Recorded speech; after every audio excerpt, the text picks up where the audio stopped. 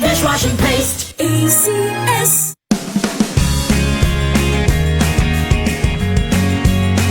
Unboxing MXV Tea. This is a unique combination of mangosteen and pandan. Each box has 20 tea bags that can be steeped to 1 glass or up to 1 liter of water. Enjoy it hot or cold. Shop at Lazada, Shopee, and in leading drugstores nationwide.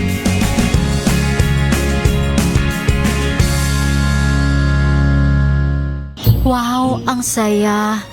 Isang barangay na labada, puro mancha pa. Goodbye, pahinga. Mommy, isang laba lang yan sa Pride Bar Blue. May powerful stain-away enzymes na malupit sa dumit mancha. At di masakit sa kamay. Isang laba lang yan. Hello, pahinga. Hello, Pride Bar Blue. ACS.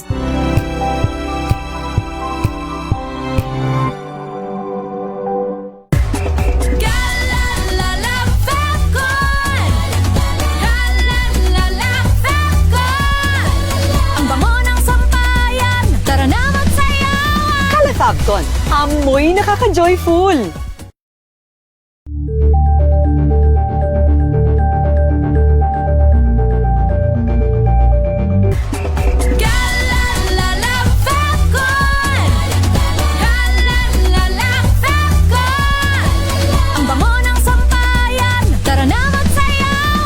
Fabcon, amoy nakaka-joyful. Sa lahat ng bagay, simula pa lang, siguraduhing max protection na. Kasi pag kulang ang proteksyon, baka madaling masira. Sa ngipin, dapat may max protection din. Max Alaga ng Unique Toothpaste. With Max Protect Formula, helps stop cavities before they start, while keeping breath fresh. Try Unique Maximum Fluoride Protection. Para Max Alaga, Max Protektado. ACS.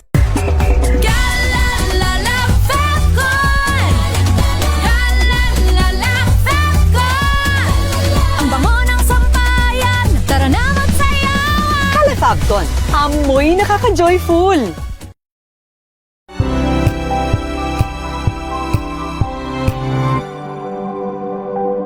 Hello, Washi! Laundry day na naman! Yay! Anong meron? Mancha ng chocolate, Oh. putik, may libag pa! Kaya natin yan!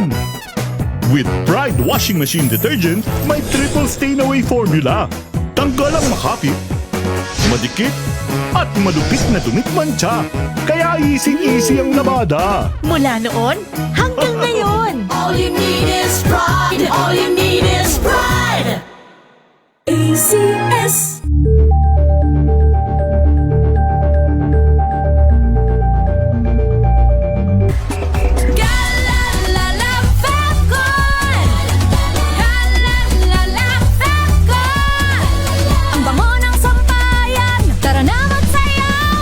Fabcon, amoy nakaka-joyful.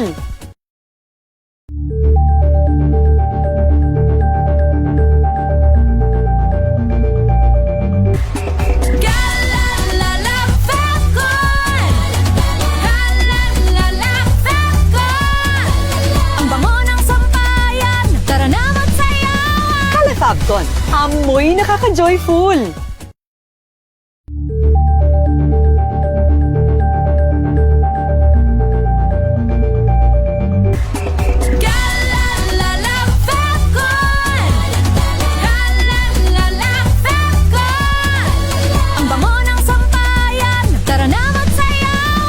Fabcon, amoy nakaka-joyful. May nagbago. May arte. May budget. Kala nyo lang yon. So solid. White rose papaya, wow, white rose. White rose papaya, wow, white rose. White rose papaya. May glow up with a white rose papaya. White Rose Papaya. May puti power times 2 kasi may papaya at niacinamide. May shea butter and tea tree oil pa. Kutis sulit ang glow May up. glow up with a white rose papaya. White Rose Papaya. Kutis sulit ang glow up. ACS.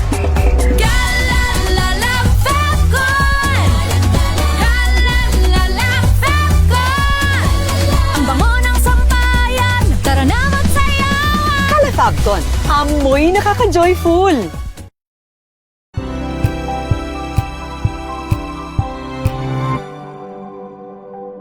Curious ka ba sa maraming bagay? Kami na ang bahala dyan. Aalamin, tutuklasin at bibigyang linaw namin ang mga katanungang bumabagabag sa inyong isipan. Sa programa kung saan ang bawat sagot ay galing lamang sa mga eksperto.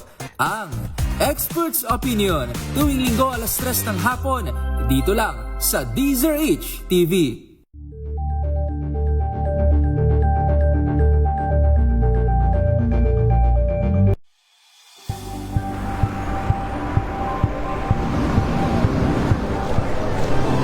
Ating mga eksperto dito lang sa Expert Opinion. Ito ang The Better News. TNVS, trending and isang kwento, iba't ibang anggulo. Dito sa Point. Bawat pananagutan ating tatalakayin dito sa Hoy. Bawal yan. Dito lang sa DZRH. Match up ng entertainment and lifestyle. Ito ang NBC TV Network News. Una sa Pilipinas, una sa Pilipino.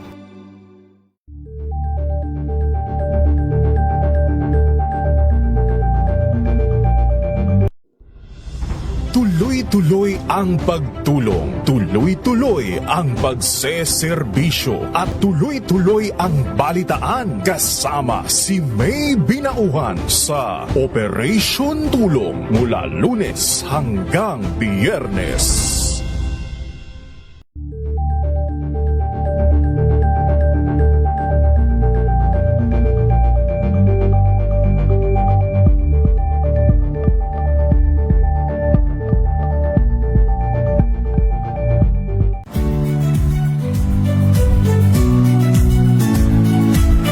Magandang araw mga kaibigan.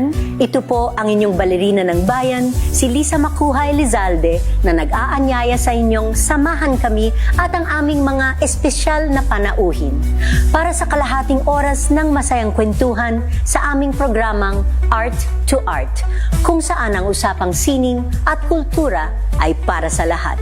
Huwag kaliligtaan, tuwing linggo, 3:30 ng hapon, dito lamang sa DZRH Radio, DZRH TV, at via online streaming. Programang nakikinig, programang inaalam ang masasabi mo, programang magbibigay ng tama at totoo para tama ang alam mo. Tara, usap tayo para malaman ang Damdamin Bayan, live sa DZRH Radio, DZRH TV at DZRH Digital.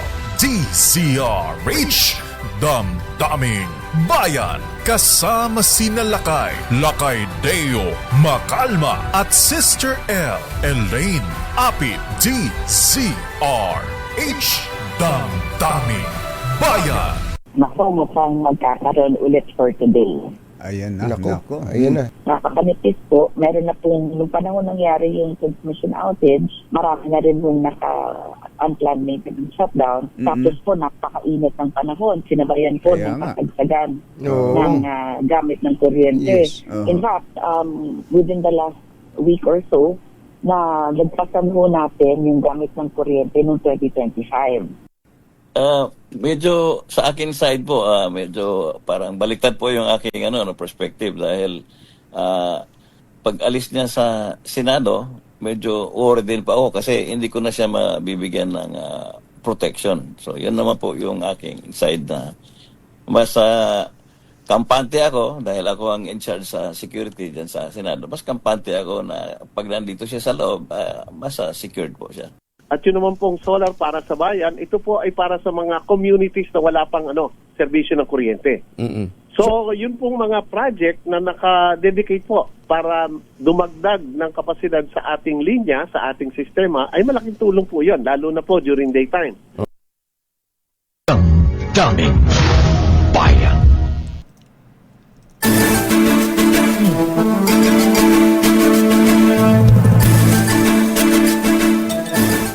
Magandang umaga, Luzon, Visayas at Mindanao. Araw po tayo ng Biyernes, Swell Day, ika-15 sa buwan ng Mayo. Sa ngalan ni Boss Dayo Makalma, ito ang inyong lingkod, si Romel Fuertes. Magandang umaga Luzon, Visayas at Mindanao. Magandang umaga sa lahat ng mga nanonood at nakikinig sa atin. Ngayong Thank God It's Friday, Sister Elpo, Elaine Apit at Josmar Hay na aga sa mga kababayan ko dyan sa Bicol Region. Hindi ko makakalimutan Lakay Romel ang mga taga-Albay. Ayan. Lalo na ang mga taga-Albay Electric Cooperative. Ay, alam mo, inaaraw-araw ko yan. Ano ba nangyayari sa supply ng kuryente natin, ha? Sumasabay kayo sa init ng sitwasyon dyan sa Senado, bakit mayat-maya ang brownout sa ilang bahagi ng bansa, kabilang na dito sa Metro Manila? Ano bang paliwanag ng Meralco dyan? At ang may paliwanag ang NGCP Lakay Romel kanina sa ating bungad. Pero syempre, parang taon-taon na lang kasi pagka mainit ang panahon, pumapalya yung ating transmission lines, may mga problema tayo, kinakapos sa supply ng kuryente, manipis ang supply ng kuryente. Pero paano ba yung mga measures na pwedeng gawin para hindi pa ulit-ulit na problema yan? Hindi naman po pwede na pikit mata na lang natin tatanggapin yung mga ganyang sitwasyon tuwing sumasapit ang matinding tag-init. Hindi ba? Kasi pare-parehas tayo nagbabayad ng singil ng kuryente. Yes, kailangan naman suklian din tayo ng maayos na serbisyo. Although meron talaga mga pagkakataon na hindi natin kontrolado. But it doesn't follow na tanggap na lang tayo ng tanggap. Diba? Tama. Hindi po pwede na puro paliwanag, kesyo ganito, kesyo ganyan. Pero ang hirap kasing intindihin, lalo na kung paulit-ulit na nangyayari. At may mga pagkakataon na hindi natin alam kung nagkakataon lang o talagang ganun ang sitwasyon, natataon na tumataas ang singil sa kuryente. Ay syempre, ang masasabihin, usually kasi pagka panahon ng tag-init, talagang malakas ang tao magkonsumo ng kuryente. Dahil yung isang ventilador, sa halip na isa lang ang gamitin, ginagawan dalawa. O kaya tatlo. Tatlo. Yung iba na hindi pa makontento, may ventilador na, bukas pa aircon. Sa sobrang init ng panahon. Kasi Lakay Romel, ang problema, sobrang taas ng demand, mababa yung supply. Kulang Kaya ang supply, nagiging ganyan yung problema. Pero sana naman Lakay Romel, ako actually ay naaraw-araw ko to. Araw-araw kong binabanggit dito sa programa namin natin dito sa Damdaming Bayan. And of course, sa programa ko din every Saturday, binabanggit ko tong malaking problema. Dekada na kasi to Lakay Romel dyan sa amin sa Albay. Ano yan? Umulan, umaraw? Yes. Ganyan ang sitwasyon? Ang ano nga namin doon Lakay Romel, ang term naming mga taga-Albay ay kimat-kimat. When you say kimat-kimat is patay sindi. It's like Christmas lights. Yes. So hanggang ngayon, actually parang doon naiintindihan natin may mga tinatawag silang parang line enhancement works na mga ginagawa para mas mag-improve yung supply ng kuryente. Kaso ang problema Lakay Romel, yung problema dyan sa Albay ay noon pa yan. Lalo na, yan nga binabanggit ko Sige, granted na mayroong ganyang problema. Yes. Ang pinakamasakit tanggapin, yung since time immemorial, ganyan na ang sitwasyon. Ay, nako, napakahirap tanggapin yan. Tapos makakahanap kayo ng palusot, di ba, na, ay, kesyo, ina-upgrade namin. Ay, hindi naman po pwede na yung pag-upgrade nyo forever at yung supply ng kuryente. Mas sabi nga ng iba yung pilosopo, mas malinaw pa daw yung mata ng pusa. Kasi yun talaga ang problema, Lakay Romel. Ang hirap namang itanong sa mga electric cooperatives. Kasama na yung NGCP. Ilang administrasyon pa ba ang kailangan para maayos natin yung problema ganyan? Kasi hindi naman po yan ay kahapon lang. Kumbaga, sabi nga nila, inugat na yung problema, yun at yun pa rin. Kumbaga, nagpapalit-palit na, nagsalin-salin na ng administrasyon. Ganyan pa rin ang problema. Ako, napakahirap tanggapin ng ganyan. Yes, pero aside sa problema natin sa kuryente, Lakay Romel, sa bungad natin, narinig natin ang mga pahayag naman ng Senate Sergeant at Arms na si Mau Aplaska tungkol Retired General Mau Aplaska. Sa nangyari dyan sa Senado dahil alam naman natin na nagkaputukan dyan at inamin naman pala talaga niya na sila yung nagpaputok ng una. Dyan sa Senado. Alam mo, sa totoo lang. Pero warning shot lang daw yun, Lakay Marami Romel. talagang dapat ipaliwanag ang liderato ng Sergeant at Arms. Oo. Ha? Pero itinanggi nila na tinulungan nila si Senator Bato na makaalis dyan sa Senado, ha? Kasi ano daw yun hindi naman daw sila tumulong. Itinanggihan nila. Pero ang bottom line, kasi mista siya. Yun Okay ang nga. sinisilip Mista sila ni Senator Bato, kaya parang yun ang sinisilip. At saka, itatanong ng ating mga kababayan, kung hindi nangyari yung allegedly shooting, si Senador Bato de la Rosa ba ay mananatili sa protective custody ng Senado? Oo Lalo nga. pat merong mga lumalabas na paliwanag ng ilang legal luminaries na walang there is no such thing as protective custody ng Senado. Oo. Dahil hindi daw yan nag-a-apply Yes. sa batas. Wala naman sa batas natin na po pwedeng magpatupad ng protective custody ang Senado. Teka muna, tuloy natin yung discussion na yan. Pero in the meantime, meron muna tayong Flash Report. Flash Report! ayan. Speaking of, Lakay Romel, Biruin mo kakabungad-bungad natin ng kuryente. Ayan, sige. Mukhang may balat talaga tayo sa Sige. kita. Dahil ang Luzon at Visayas grid muling isa sa ilalim sa yellow at red alert. Ang Luzon grid po ay isa sa ilalim sa red alert ng alas 3 ng hapon hanggang alas 10 ng gabi. Samantalang ang Visayas naman po ay red alert din ng alas 5 o red tawag dito. Tama, naka-red alert din ng alas 5 hanggang alas 9 po yan ng gabi. So asahan nyo, nasa pagitan ng mga oras na yan, makakaranas kayo ng rotational brownout. Ay, tapos I-ready nyo na kasagsakan ang pa inyong mga init. pamaypay.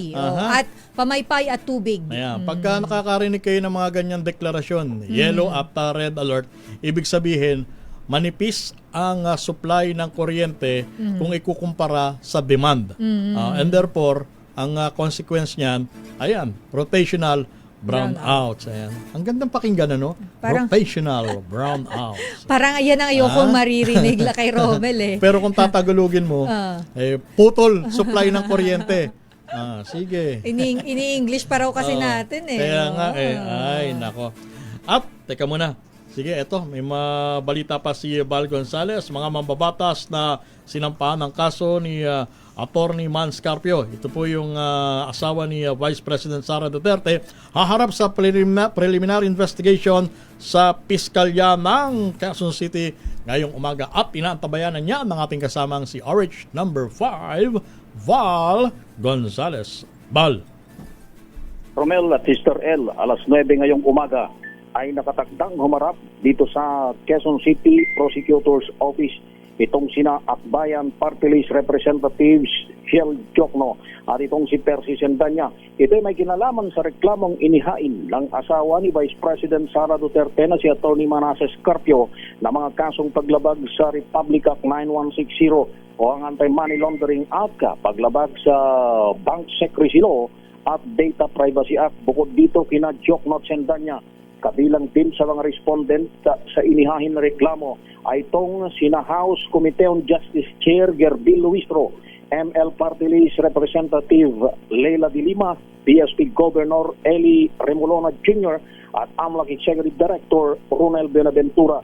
Sa press statement na inilabas ngayong umaga sa mga mamamahayag, iginigiit nitong si Jokno na iginagalang niyang karapatan ni Carpio na magsampa ng kaso at handa silang harapin ito sa hukuman. Aniya, walang nilabag na batas sa mga mambabatas na tumupad lamang ng tungkulin na naaayon sa konstitusyon na magsiyasat at atasan ng paglalahad ng mga ebidensya sa impeachment proceedings.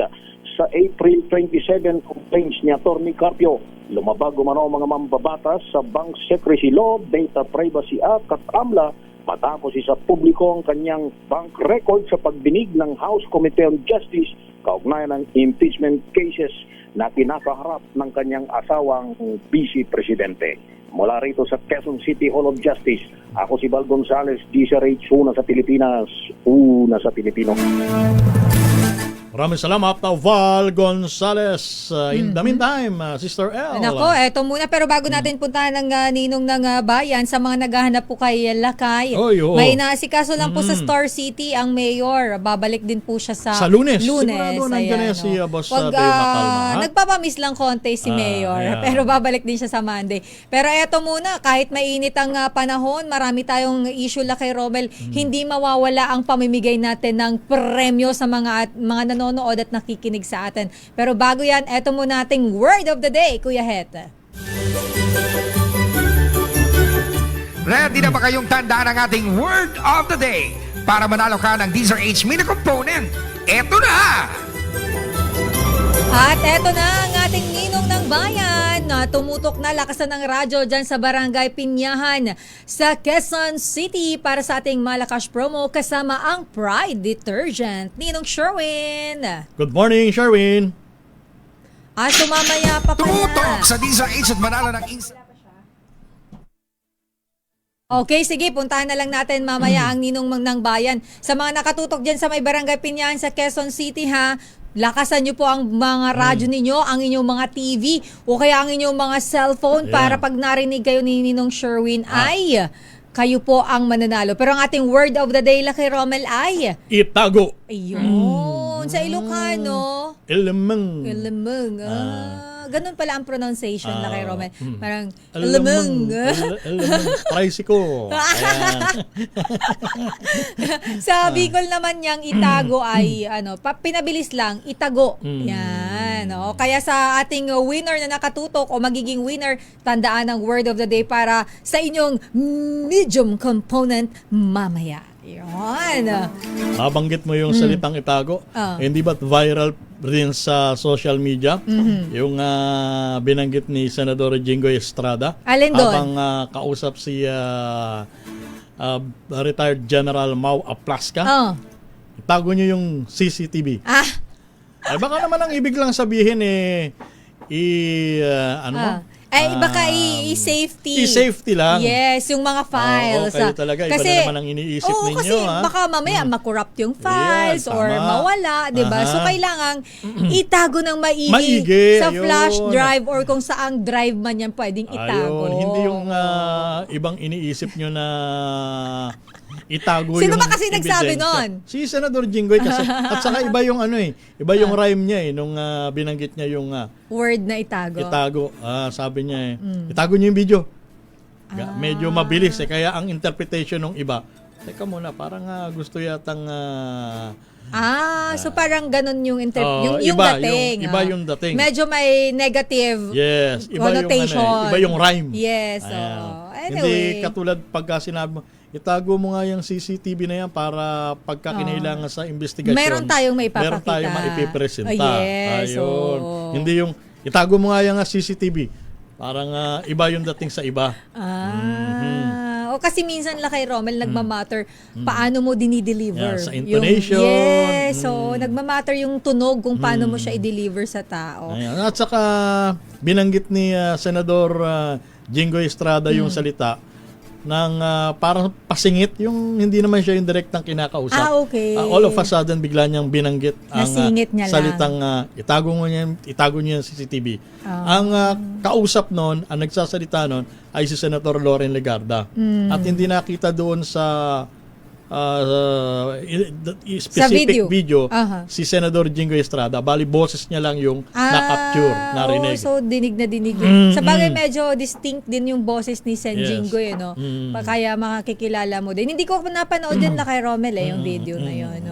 So, kaya medyo hindi ko alam yung may ganun pala. Oy, pero bago tayo mag-commercial break, Happy Fiesta sa mga taga-barangay Bulihan, Malvar, Alaey, Batangas. Oy, Happy Fiesta. Sir Aman Tosino, magandang umaga. Happy birthday sa happy Fiesta. Kasi sabi niya, wala pala si Kuyang Deo, invite ko sana kayo din sa amin. Makiki-fiesta. Ayan. Sa pagbungad ng pagbilap ng ating mga mata, kabilang sa tinatanong natin, lalo na yung mga aware sa mga nangyayari, asaan na si Senador Bato de la Rosa matapos ang mainit na eksena sa loob ng Senado. Mamaya tatalakayin natin yan. In the meantime, Pilipinas ang oras 29 minutos makalipas ang alas 8 ng umaga. Ang oras na yan.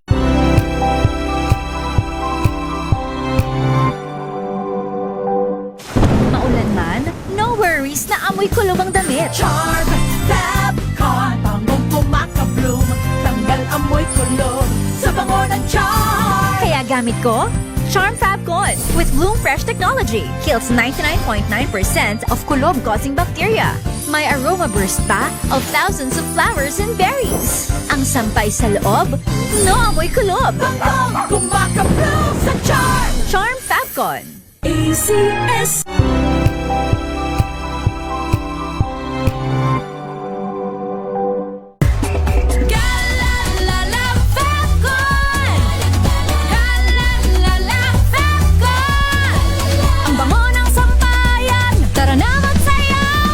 Fabcon, amoy nakaka-joyful!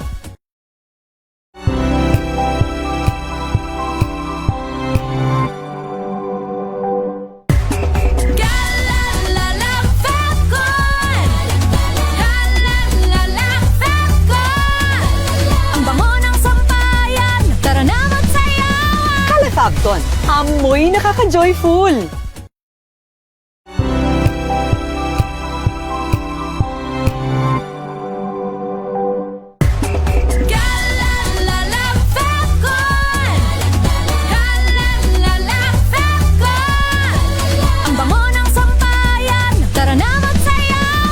Fabcon, amoy nakaka-joyful!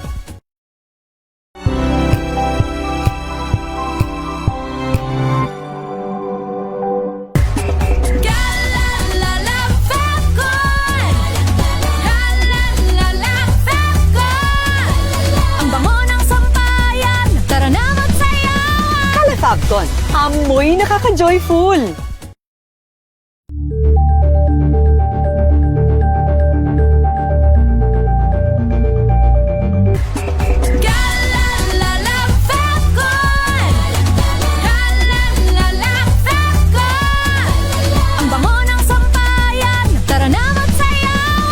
Fabcon, amoy nakaka-joyful!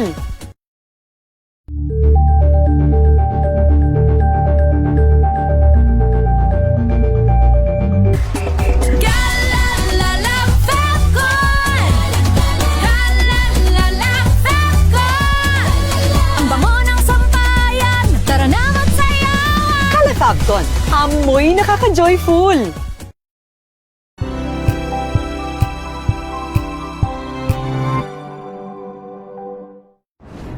Kung good vibes ang hanap mo, dito ka na sa sigurado! Mula sa mga istoryang nagbibigay ng inspirasyon hanggang sa mga kwentong may dalang solusyon. Mga balitang pampagaan, pakiramdam at pampaganda ng araw. Hindi lang ba sa good news, kundi the better news. Mula Lunes hanggang Biyernes, 1:00 ng tanghali sa DZRH TV.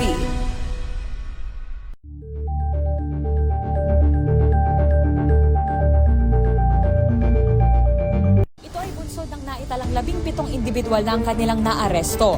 Ng Metro Manila Development Authority o MMDA ang No Contact Apprehension Policy o NCAP sa Metro Manila. Sa ang ilang mga dokumento ay peke.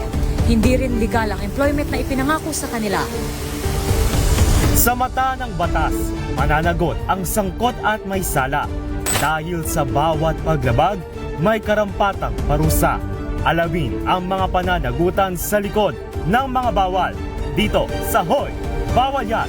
Tuwing Sabado, 11:30 ng umaga. Dito lang sa DZRH TV.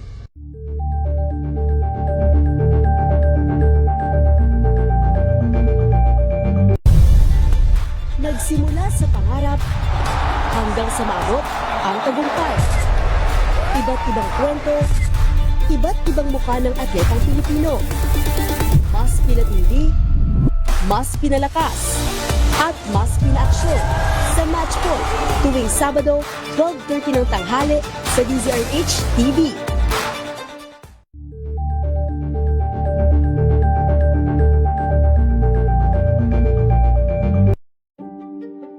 Buklatin ang mga pahina. Pakinggan ang boses ng lipunan. Tunghayan ang mga issue mula sa ibang katayuan. Nakakalungkot kasi deserve ba namin ng ganito? Na hindi nila alam kung ano talaga yung kanilang mga karapatan. Yung gobyerno, tinulungan nila yung kanilang magsasaka. Pinapatahimik tayong lahat using various laws. Through education, kayang-kaya nating baguhin yung ganitong klaseng pag-iisip. Isang kwento, iba't ibang anggulo. Dito, sa Point of View.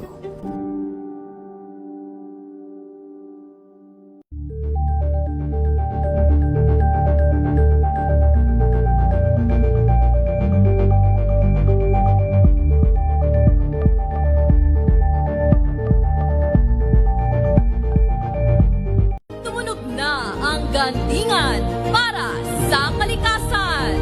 Ang itinanghal bilang Best AM Radio Program Host ay si Cesar Chavez para sa special on Saturday ng DZRH.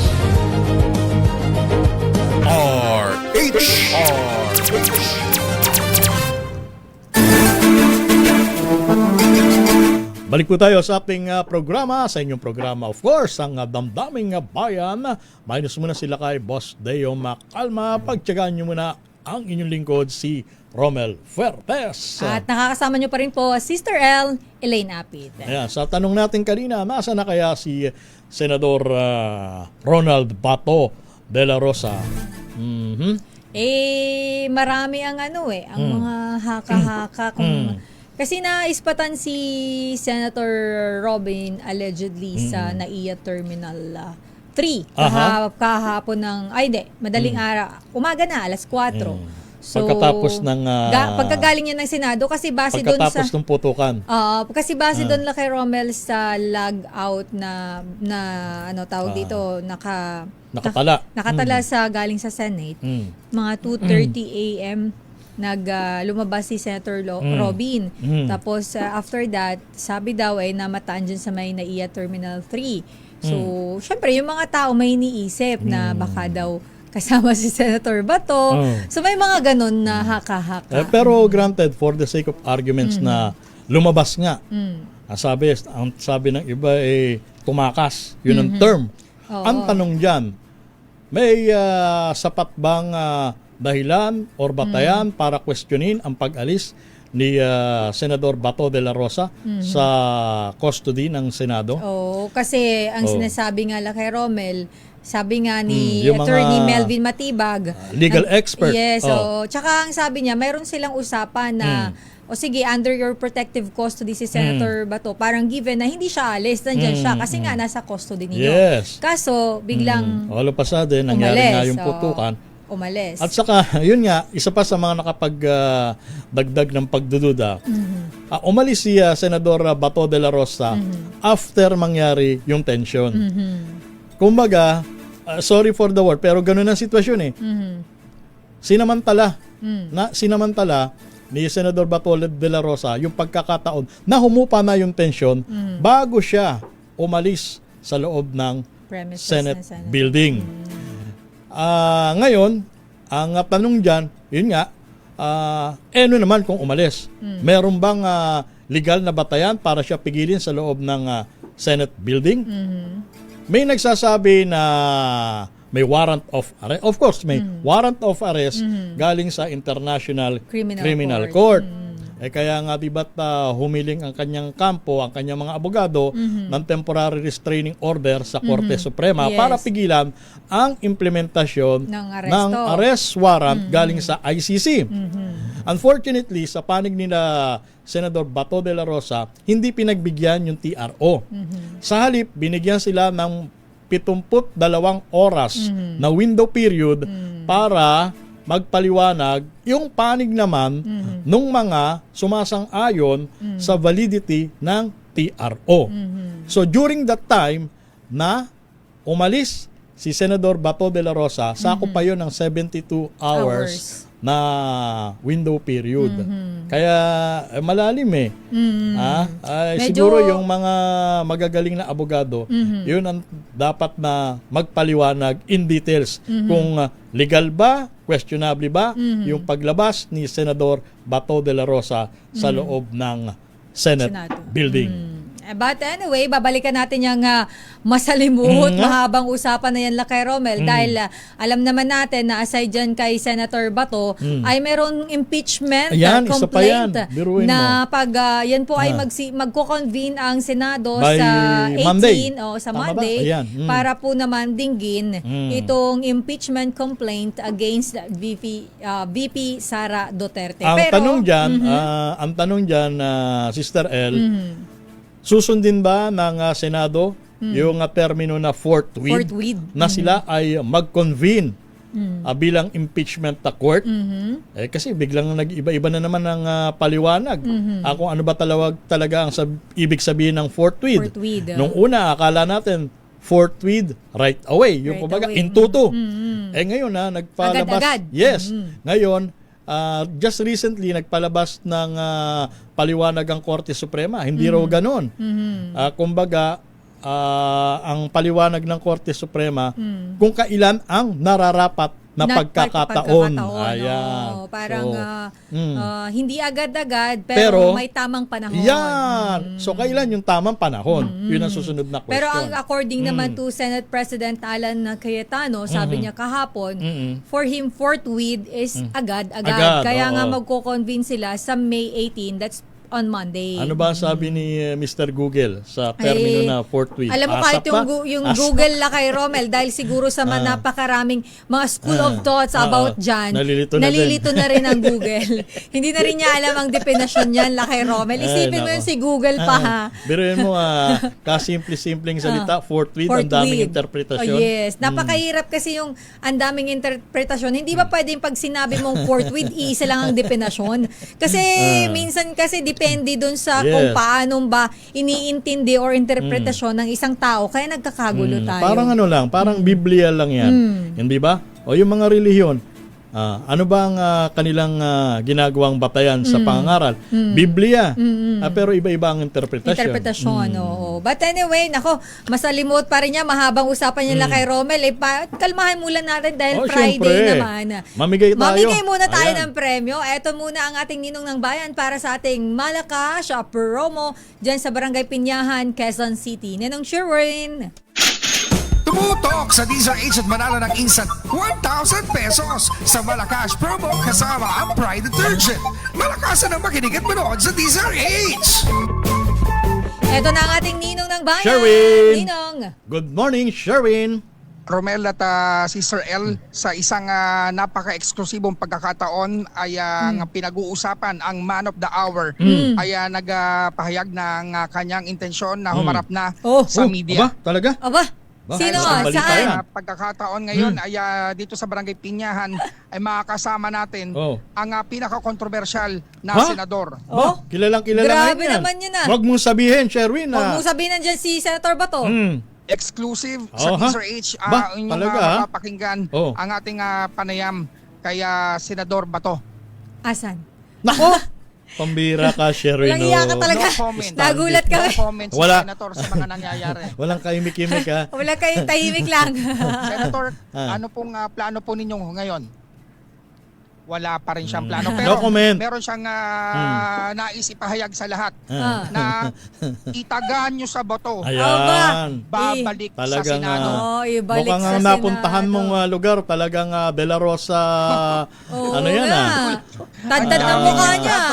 Baluarte ni De La Rosa yan yan lugar na yan Magandang umaga po. Magandang umaga. Good morning, Tatay. Na-interview namin, ayaw magsalita. Pero pangalan daw siya. Ang pangalan niya po? Si Randy po, Randy. Ay, tanong mo nga dyan, Sherwin, may nakita tayong standee, tapos may nakita pa tayong tarpaulin. Solid ba ang mga taga-barangay Pinyahan kay Senador solid. Bato de la Rosa? Talaga, solid kaya pala naman supporter ni Senator Bato? Oo. Ba? Talaga. Bakit, kuya? maayos naman yung ano niya sa Senado eh. Okay, sige. Pero dito sa Pero DCRH, sa DCRH, solid ka rin ba? Ay, solid po. Ayun! Sige, Yun ang, Sherwin! good news. Bigyan mo ng regalo yan, si Manong. Kuya Randy, sino paborito mong announcer sa umaga sa DZRH? Si Deo Macalma po. At Aba. si Elaine. Yun! Ayan, dahil dyan, Talaga, ha? meron kang 1,000 pieces. Yun! Saya-saya si Kuya. Ano gagawin mo sa 1,000 pesos? Boundary pa, boundary. Wow. Bumabiyahe ka ba? Toda? Alam mo, masada, toda. Yun. Aba, nagtatricycle. Boundary mo kada araw. 500 po yung sa akin kasi hulog boundary. Hulog boundary. Kasya na yung 1,000. Magiging akin po yan. Ayun. Sipag lang. Talagang tiyaga-tiyaga lang. Thank you po, thank you. Pero kailangan masagot mo rin yung ating word of the day para makuha ang ating medium component. Sige po. Ano po, itago po. Ay, tago. Ayun. Very good. Ang galing. Talagang nakamonitor, ha? Dahil dyan, meron kang medium component. Hatid sa atin ang Astron, ang official radio set partner ng DZRH.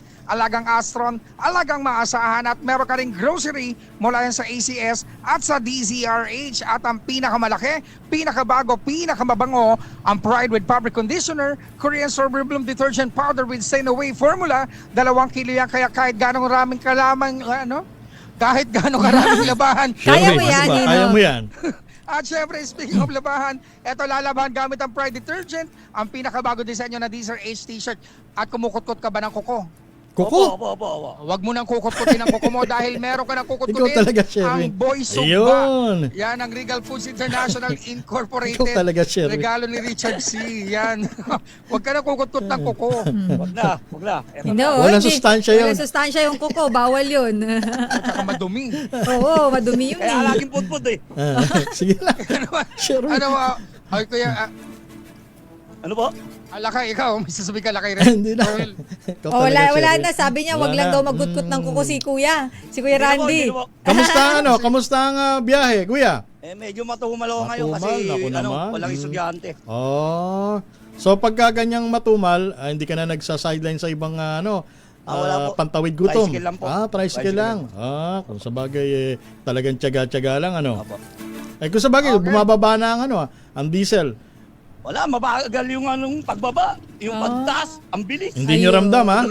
Lugi pa rin, no, Kuya? Lugi pa rin. Anong oras ang biyahe mo? At anong oras ang... Alas 6 po, alas 6. Alas 6 hanggang? Alas 6 din yung garahe. 6 to 6. Kayo kailangan talaga. konti sipag eh. Yes, oo. Ingat, Kuya. Mainit ang panahon. God bless po. Salamat. Salamat sa pagtangkilik sa DZRH. Sherwin? Salamat po, salamat. At syempre, kung nais manalo ng 1,000 pesos, lagi tumutok sa DZRH. Baka kayo nasusunod nating winner sa DZRH Malacash promo kasama ang Pride Detergent. Race number 6, Sherwin Bata Alfaro, DZRH. Una sa Pilipinas, una sa Pilipino. Maraming salamat, Sherwin Alfaro mula dyan sa Barangay Piñaan, Quezon City.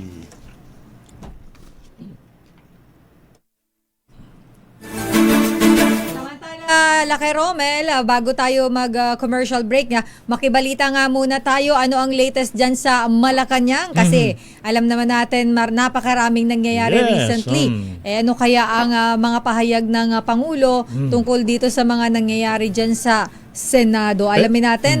Pero ang Pangulo yata ngayon, Lakay, ay nasa Cagayan. Lalawigan ng Cagayan. Yes, alamin natin kung bakit pupunta dyan sa Cagayan si Pangulong Bongbong Marcos mula kay RH14, Miss Leth Narciso. Miss Leth.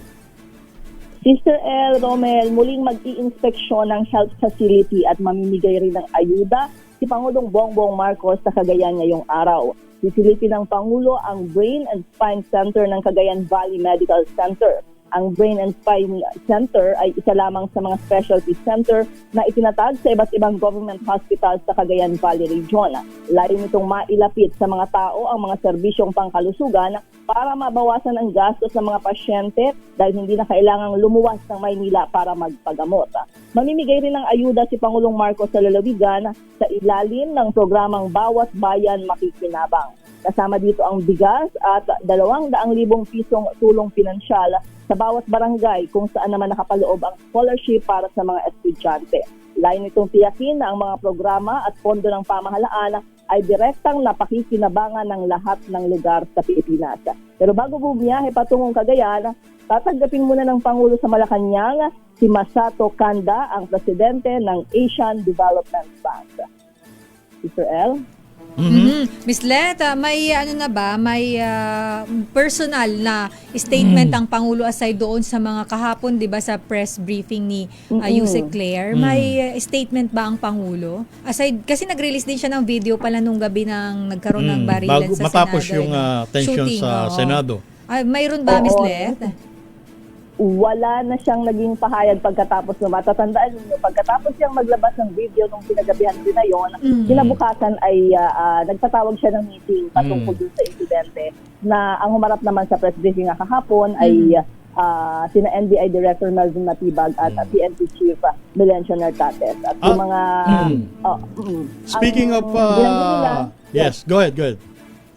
Ang binanggit nila, Romel, ay ang utos ng presidente ay tiyakin yung makatotohanan at patas na investigasyon dun sa incident. At speaking of NBI Director Matibag, merong kahilingan ang kanyang manang, si Senator Amy Marcos, na i-relieve ang NBI Director. Meron na bang statement ng Palasyo ng Malacanang o reaksyon ng Presidente? Wala pa siya ngayon, Romel. At napakaraming... Pero may lumabas na, di ba lumabas na yung picture na nakarating na sa Malacanang yung sulat na yun ni Manang Amy. Pero wala pang komento ang Palasyo tungkol dyan. At marami ding usap-usapan na Maringlet na nakaumang ang panibagong reshuffle sa gabinete ng Presidente. Ay oo, mag-aabang tayo dahil wala pang kinukumpirma ang Malacanang dun sa mga lumulutang na pangalan at sa mga posisyon kung saan sinasabi. May binabanggit pala, Miss Let, may DILG at DOJ, mapapalitan. Oo, actually, napag-uusapan kasi yan dahil tapos na nga yung 1 year ban. Yes. Sa mga natalo nung nakalipas na halalan. Oo, so yun yung inaabangan. Meron nga ba? Sino-sino? Ilan? Yung pwedeng i-appoint. Pero sa ngayon ay wala pa talaga. So, hintayin na lang daw natin kapag mayroon at i-a-anunsyo naman yan ng Malacanang. Ayun. Maraming salamat, Maringlet Narciso. Balik sa inyo, Romel at Sister L. Oo nga pala, no? Natapos na yung 1 year ban para magkaroon uli ng pagkakataon yung mga natalo sa nakalipas na halalan na maitalaga sa mga pwesto sa gobyerno. Ang bilis, ano? Isang taon na yun, kay Romel, Kaya may mga umuugong na yung mga katulad na lang ni former DILG Secretary Benhur Abalos. Umuugong ang kanyang pangalan na papalit sa isang posisyon. Ayaw na lang natin juicy sabihin. Position. Oo, pero sabi pa lang naman yun. Hindi naman natin sinasabi na confirm. Si former Congressman Ace Barbers, lumalabas din ng lumulutang din ang kanyang pangalan. So may mga ilang names na lumulutang pero we cannot confirm hanggat hindi nilalabas ng Malacanang. In the meantime, tuloy natin yung discussion na yan. 8 minuto makalipas or 8 minuto bago sumapit ang alas 9 ng umaga.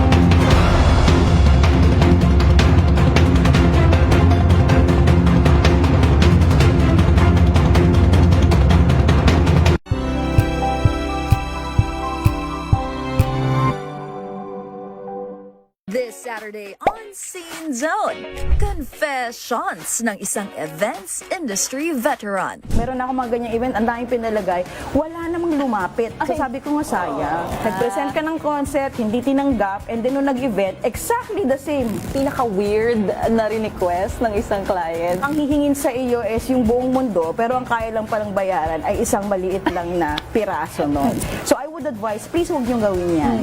Wait for your moment. Naka-experience na ako ng pinapamove sa akin yung buong stage indoors. Alas 12 ng tanghali, dito lang sa DZRH TV.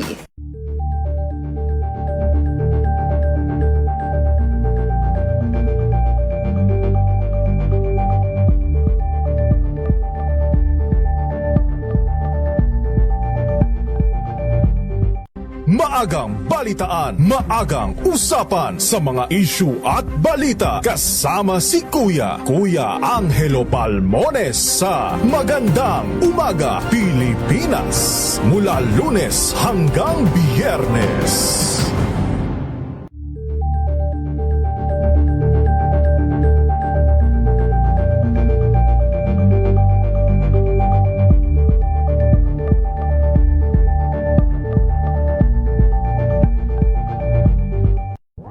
Got you covered.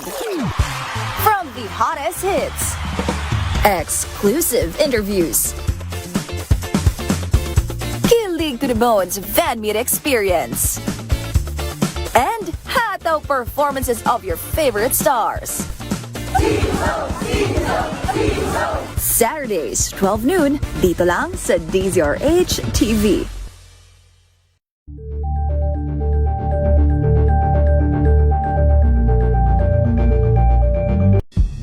Soil testing o pagsusuri ng lupang sakahan.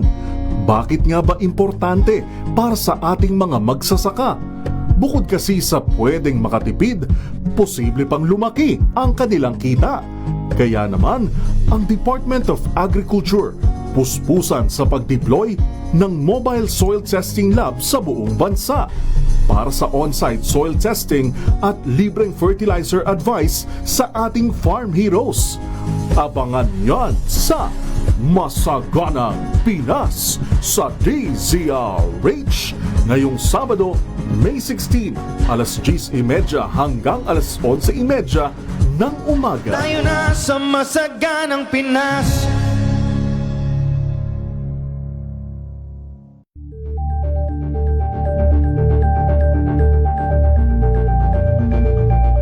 Curious ka ba sa maraming bagay?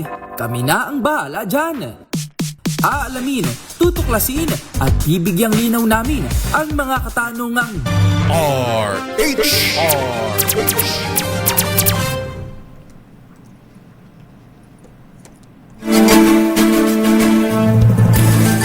Balik tayo sa inyong programa. Ang oras natin. Oy, Tatamon Samson ng Manila Bulletin. Ayan, oh, sabi niya, nag-message pala sa akin. Sabi niya, kape-kape. Ayan. Good morning po.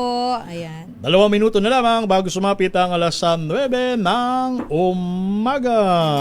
At kayo pa rin na nanonood at nakikinig sa inyong programa ang Damdaming Bayan. Sa ngalan ni Boss Deo Macalma, ito ang inyong lingkod, si Romel Fuertes. At nakasama pa rin po, Sister L. Elaine Apit. Uy, happy birthday. Batiin ko lang to kay Romel saglit. Nagpapabati ng happy birthday. Very advanced ha. Ang birthday niya ay sa May 17, Sunday.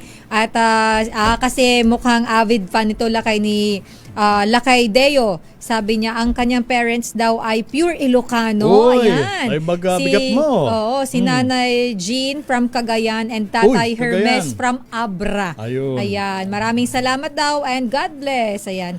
Si Hansel Portean from Santa Mesa, Manila. Good morning and advance happy birthday. At happy birthday din kay Lieutenant Colonel Ronnie Golfo.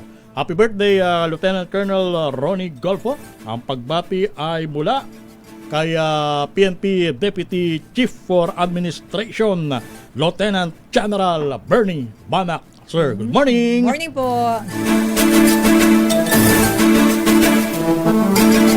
Ayan, sa Lunes, tulad nga ng binanggit mo kanina, Sister El, ay inaasahang magpupulong ang mga senador tungkol sa naitransmit na articles of impeachment ng Kongreso laban kay Vice President Sara Duterte. At malaman natin kung ano ang kanilang magiging pasya, kung kailan itatakda ang kanilang pag-convene bilang impeachment court. Tsaka syempre abangan natin ano bang mangyayari dyan, lalo na nagbago ang liderato ng Senado. Nagbagong liderato. Kumbaga, nagbago ang ihip ng hangin. Pero paano yun lang kay Romel, just in case, pagka kasi kulang ang majority ngayon, di ba? Kulang na sila eh. 2/3 vote ang kailangan para...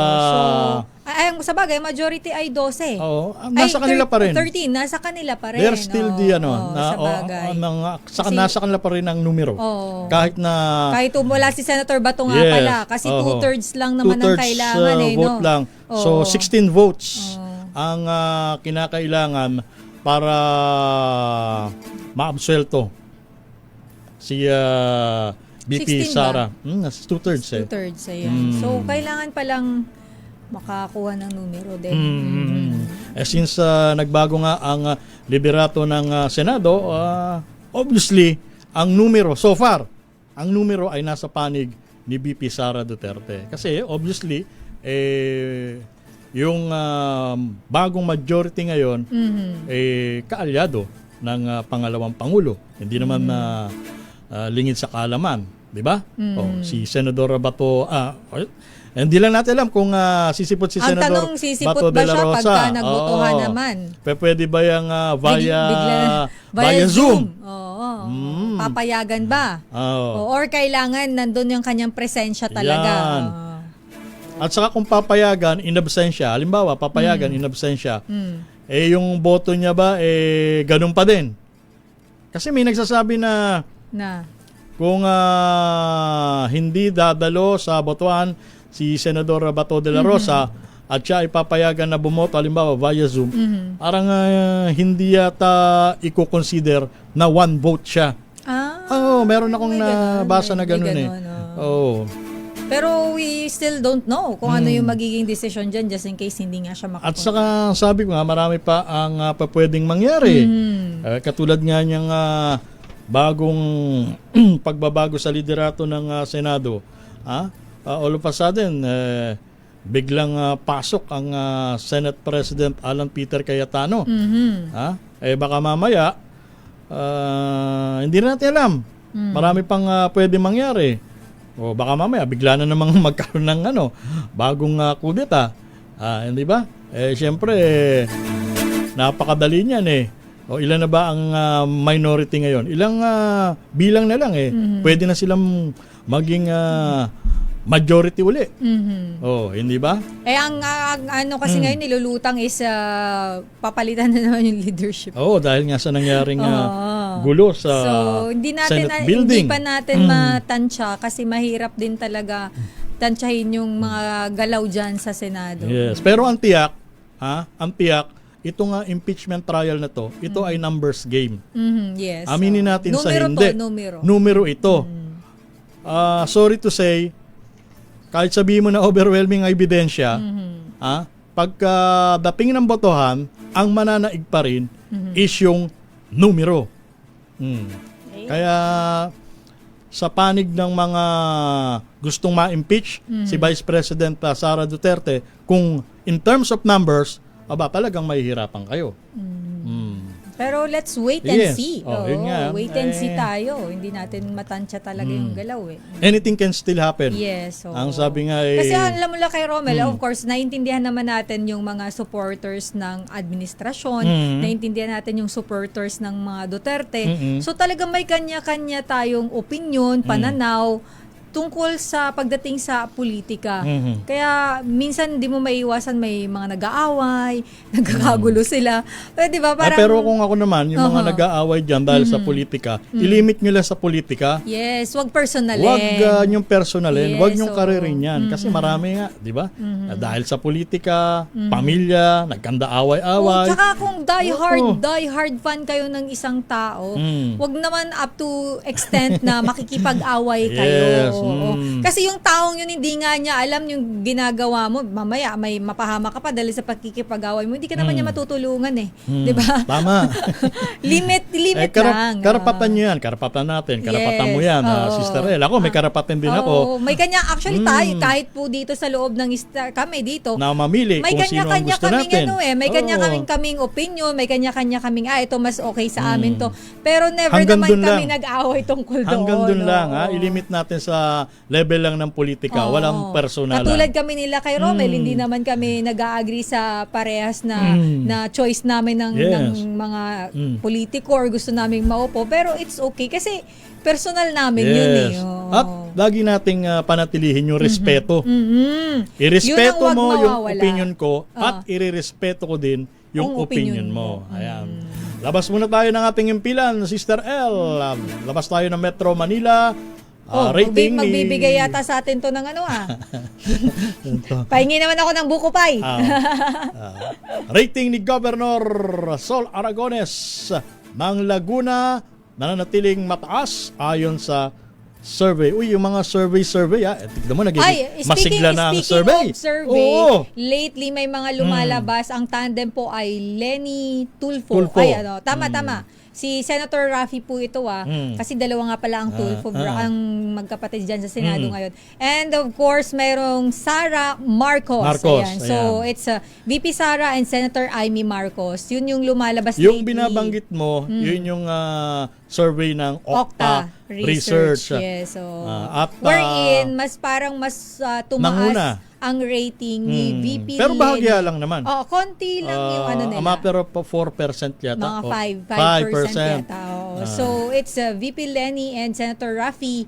Medyo mataas yung kanilang rating dun sa latest survey ng Okta Research. Pero, si dating Vice President at ngayon ay Naga City Mayor Lenny Robredo ay nauna na nag-anunsyo na hindi siya tatakbo sa national elections. Pero hindi natin alam si Senador Raffy Tulfo, sabi niya hindi siya interesado sa national elections. Parang sinabi nga yata is wag na daw idamay ang Tulfo brothers sa mga ganun. Pero alam mo naman sa politika. We still don't know kasi talaga, di ba? Minsan nga, last minute biglang tatakbong presidente.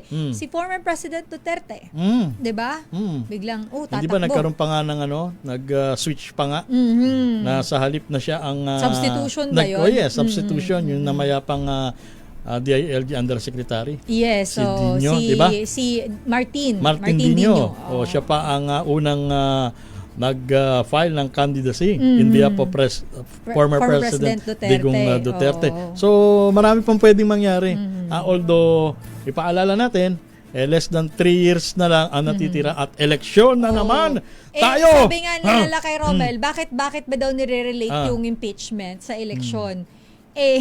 Malaki ang malaki po ang nito. impact nitong impeachment na ito. Yes.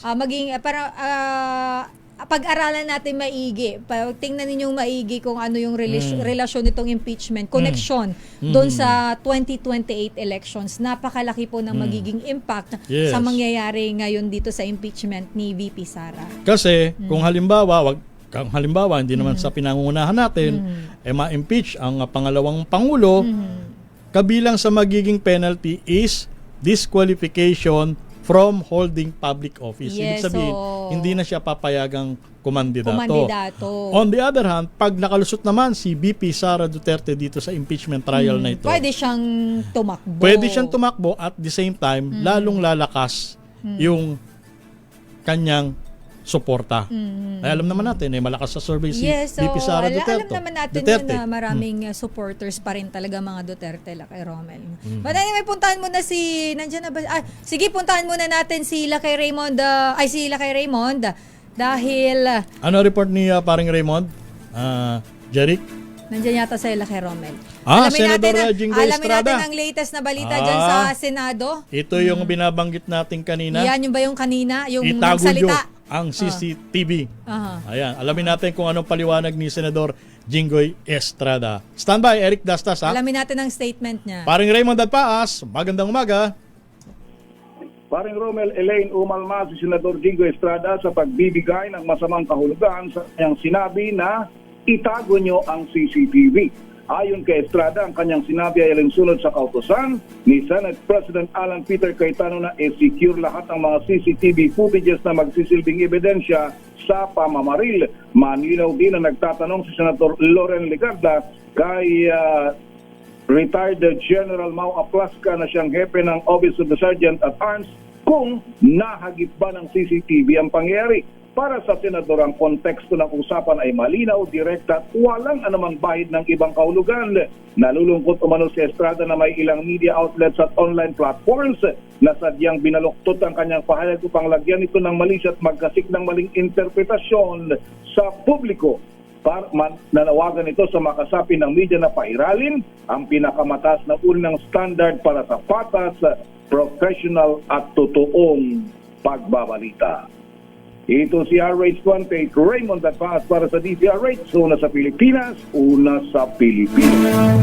Maraming salamat, paring Raymond Badpa. Sige, alamin nga natin, Sister L, yung report ni Eric Dastas tungkol sa survey na nagpapakita na mataas pa rin ang rating ni Governor Sol Aragon ng Laguna. Aragones siya. Aragones. Okay, Romel. Alamin natin ang detalye ng RH30, Eric Dastas. Eric, Kuyang Eric, magandang umaga. Kuya Romel, magandang umaga at Sister L. Napakalakas na panalangin ni Sister L. Dahil dadating na yung isang truck na Aba, sinabi mo kanina. papadalan mo ako ng buko pay dito. Iba talaga. Ang lakas ko naman sa'yo. Iba ang lakas mo talaga. Iba yung lakas ko sa'yo, ah. Sige, antayin niya ng News Center, Eric. Yan, mas tumas pa nga ang kumpiyansa ng mga Lagunenses sa liderato ni Governor Sol Aragones. Binagbatayan dito ang pinakahuling survey ng SU Research Survey Makati na sinagawa noong Mayo 1 hanggang 5 na nakakuha si Governor Aragones ng 73.8% rating sa performance-based survey na nilahukaan ng 3,000 respondents sa ibang lugar sa Laguna. Lumabas na wala pang 2% ang hindi kontento sa pagmumuno ni Aragones, habang 5.14% naman ang neutral. Nagpasalamat ang gobernador sa patuloy na tiwala at suporta ng kanyang mga kababayan sa kabila ng batikos at paninira umano ng ibang kritiko. Batay sa survey, ang mataas na rating ni Aragones ay dahil sa mga nakikitang proyekto, programa at positibong pagbabago sa iba't ibang bahagi ng lalawigan. Bukod sa mataas na approval rating, lumabas din sa survey na kung ngayon anya gagawin ang 2028 gubernatorial election, ilalampas sa umano ni Governor Aragones ang mga makakatunggali nito. Dalawang senaryo ang isinanang sa survey. Sa unang hypothetical match-up, nakakuha si Governor Aragones ng 86% kontra sa 13% ng katunggali. Sa ikalawang senaryo ay mas malaki ang namang ni Aragones na nakakuha ng 71%. Ay sa mga political observer, ang mga konkretong programa at aksyon ni Governor Aragones, lalo na sa lalawigan lalo na sa larangan ng kalusugan, ay naididilibaan niya sa taong bayan sa loob na 10 buwan na pwesto dahil para siya pangkilikin ng mga Lagunense. Ito si Eric Dastas para sa DZRH, una sa Pilipinas, una sa Pilipino. Maraming salamat, Kuyang Eric Dastas. Agad din sa ating oras, meron tayong 13 minutos makalipas ang alas 9 ng umaga. Mamaya meron tayong magiging panayam sa Pangulo ng IBP. Ito yung Integrated Bar of the Philippines. At makakuha tayo ng kanilang opinion tungkol sa naging kaganapan dyan sa Senado. Pero bago tayo mag-commercial, meron lamang tayo ritong public service, Sister L. Nailipat na ang mga labi ni Nicar Bartolome Ramos. Ito po yung anak ni dating PNP Chief Nick Bartolome sa Cosmopolitan Funeral Homes sa Davao City. Again, our condolences sa pamilya po ng Bartolome. Apo Els Bartolome, good morning. Our condolences po. At shoutout ko lang to si Attorney Byong Garing. Attorney, magandang umaga, nanonood sa atin. Attorney, good morning. Alas 9:14 ng umaga. This time check.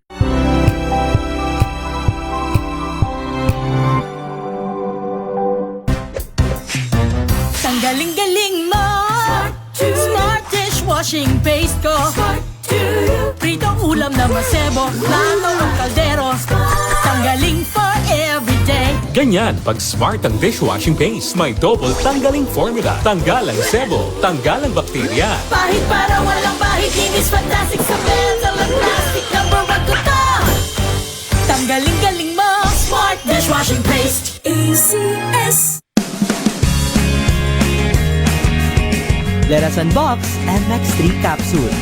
Each box has 60 vegetable capsules that tested and proven to help reduce pain discomfort. 2 capsules daily with healthy diet and exercise. MX3. Tunay, natural, at original. Mahalagang paalala, ang MX3 capsule ay hindi gamot at hindi dapat gamiting panggamot sa anumang uri ng sakit. Wow, ang saya! Isang barangay na labada, puro mancha pa. Goodbye, pahinga. Mommy, isang laba lang yan sa Pride Bar Blue. May powerful stain-away enzymes na malupit sa dungit mancha. At di masakit sa kamay. Isang laba lang yan. Hello, pahinga. Hello, Pride Bar Blue. ACS.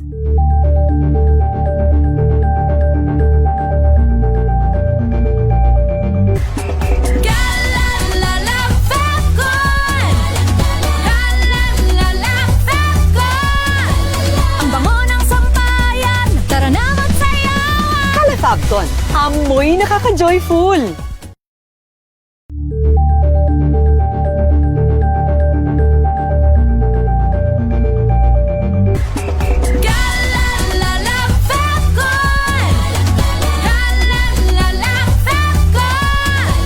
Ang bango ng sampayan, tara na magsayawan! Calefacton, amoy nakaka-joyful!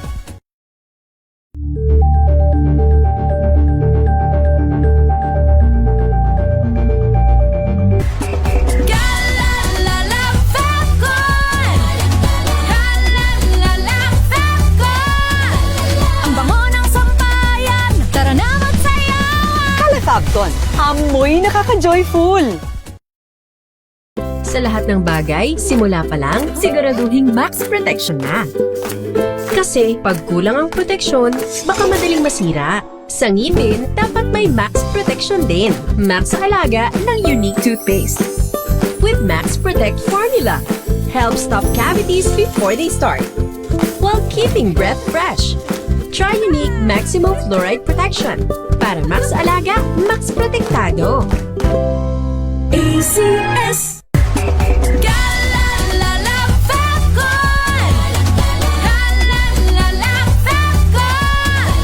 Ang bango ng sampayan, tara na magsayawan! Calefacton, amoy nakaka-joyful!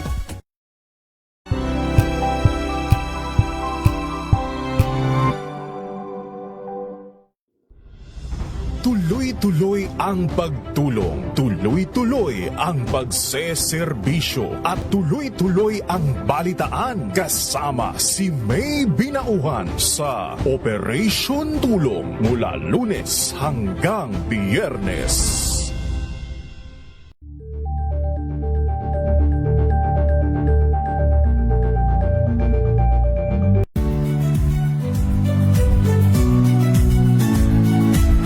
Magandang araw mga kaibigan. Ito po ang inyong balerina ng bayan, si Lisa Makuha Elizalde, na nag-aanyaya sa inyong samahan kami at ang aming mga espesyal na panauhin para sa kalahating oras ng masayang kwentuhan sa aming programang Art to Art, kung saan ang usapang sining at kultura ay para sa lahat. Huwag kaliligtaan, tuwing linggo, alas 3:30 ng hapon, dito lamang sa DZRH Radio, DZRH TV, at via online streaming.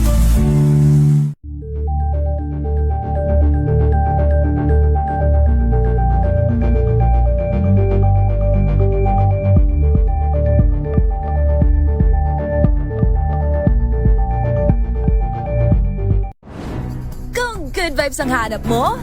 Dito ka na sa Sigurado! Mula sa mga istoryang nagbibigay ng inspirasyon hanggang sa mga kwentong may dalang solusyon.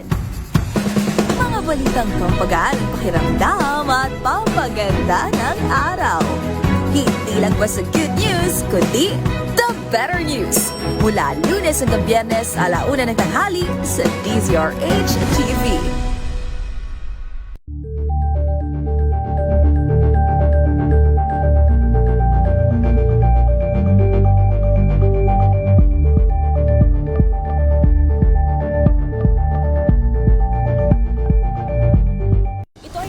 Naitalang 17 individual na ang kanilang naaresto. Metro Manila Development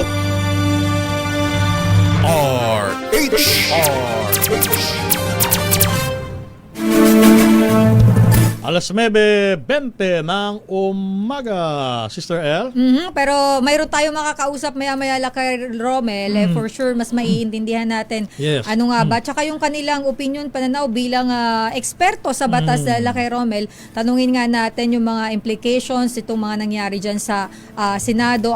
Para mas maintindihan ng ating mga kababayan. Pero bago yan, meron muna tayong balita mula sa Senado. Isinusulong ngayon sa Senado ang pag-aalis ng VAT sa kuryente sa bansa. Sa Senate Bill number 266 na inihain ni Senator Bam Aquino, plano ng alisin ang 12% value-added tax sa kuryenteng ibinibenta ng generation, transmission at distribution companies, pati na ng electric cooperatives. Isa ang VAT sa sinisisi ni Aquino na dahilan ng mataas na bayarin sa kuryente dahil ipinapataw ito sa bawat bahagi ng power supply chain, mula generation, transmission hanggang sa distribution. Aniya sa huli ay pinapasan ito ng mga consumer, kaya tumataas ang cost of living at maraming negosyo ang nalulugi. Naniniwala si Aquino na malaking tulong sa pamilyang Pilipino kapag inalis ang VAT sa kuryente dahil magkakaroon sila ng dagdag na panggastos at pantustos sa kanilang mga pangangailangan. Palalakasin din to ang mga lokal na industriya, partikular ang micro, small and medium enterprises o MSMEs, at lalago ang ekonomiya ng bansa. Layo ng panukala ni Aquino na amyendahan ng Sections 108A at 1091 ng National Internal Revenue Code para hindi patawan ng VAT ang pagbenta ng kuryente. Bukod pa rito, sinusulong din ni Aquino ang pagbawas sa value-added tax mula 12% tungo sa 10% na ani ay maaaring magbigay ng medium at long-term solutions upang maprotektahan ang middle class mula sa epekto ng krisis sa Middle East at iba pang posibleng krisis sa hinaharap. Noong Hulyo 8, 2025, ilang araw matapos manungkulan bilang mambabatas, naghain si Aquino ng Senate Bill 265 na naglalayong alisin ang excise taxes sa diesel, kerosene, liquefied petroleum gas, fuel oil at unleaded gasoline sa ilalim ng train law. At nasa linya na nga ng ating komunikasyon si Attorney Alan Panolong. Siya po ang Pangulo ng Integrated Bar of the Philippines. Ito pong IBP, ito po yung samahan ng mga abogado sa ating bansa. At of course, isa sila sa mga hanay na talagang masugid na sumusubaybay dito sa mga mahalagang kaganapan sa ating bansa. Lalo na yung nangyaring kaguluhan or tensyon sa loob ng Senate building. Magandang umaga po, Attorney Alan Panolong, Romel Fuertes at Elaine Apit. Good morning, Attorney. Magandang umaga po, Romel and Elaine, at sa lahat po ng taga-subaybay ng ating programa at sa buong mundo. Magandang umaga po sa inyo. Ayan. Attorney, ano po ang basa ninyo dito sa nangyaring tensyon sa Senado? Unang-una po kami ay nabahala dahil ang Senado, ito yung lugar na kung saan hindi natin inaasahan na magkakaroon ng kaguluhan. Ang Senado po ay kasama po yan sa ating demokrasya na kung saan ang ating mga mabatas ay malayang makapagpasa ng batas para sa kinabukasan ng ating bansa. Ngayon, doon sa nangyari, talagang kinokondena namin kung sino man yung may kagagawa noon dahil nailalagay sa alanganin ng ating demokrasya at ang ating institusyon. At of course, nandiyan din po yung ang mga tao, no, lalo na sa media, na kung saan pati yung buhay nila ay nalalagay din sa panganib. At yung mga nagtatrabaho din sa Senado at yung mga senador po natin. Attorney, maraming iba't ibang opinyon, salu-salungat na paniniwala, pero sa IBP po, tungkol dito sa nalalapit na impeachment trial, bago nangyari yung pagsiklab ng tensyon sa Senate building, nababahala po ba or nakikita po ba ng IBP yung pong posibilidad na magkaroon ng constitutional crisis? Yung constitutional crisis po, tingin ko is mukhang medyo malayo pa naman tayo dyan. Yung nga yung statement natin is talagang we all on also the leadership of the Senate to make sure that it will not end up to a constitutional crisis. So, kung sino man yung mga tao na nais manggulo na kung saan ay pigilan ng ating mga ahensya or institusyon na gampanan ng kanilang mga mandato, kinokondena po natin yan. At saka alam nyo po, kasamang Romel, ang impeachment proceeding is hindi lang po yan concern ng mga senador eh. Tama. No? Concern din nating mga kababayan yan. Concern din nating mga ordinaryong mamamayan yan. Kung ang Senado, tingin nila ang impeachment proceeding is a mere political exercise, well, sa atin po, sa ating mga ordinaryong mamamayan, ito po is a call for public accountability. So, hinahamon namin sila at sina-challenge natin sila na gampanan nila yung kanilang mandato patungkol or naaayon sa ating saligang batas. Follow-up question lang. Yes, Attorney, follow-up question lang from my end. Since sinabi nyo na malayo pa naman humantong sa constitutional crisis itong mga indikasyon na ito, pero hindi naman sa pinapanalangin natin, ano-ano po sa tingin nyo yung mga posibleng maging factor para humantong sa constitutional crisis itong inaantabayanan natin na pagkakataon? Attorney? Unang-una, kapag hindi po inaksyonan ng Senado yan, pag hindi nila ginalaw, kasi pag hindi sila nagpatuloy sa pag-conduct ng impeachment proceeding, ultimately it will rise to a constitutional crisis. Bakit po?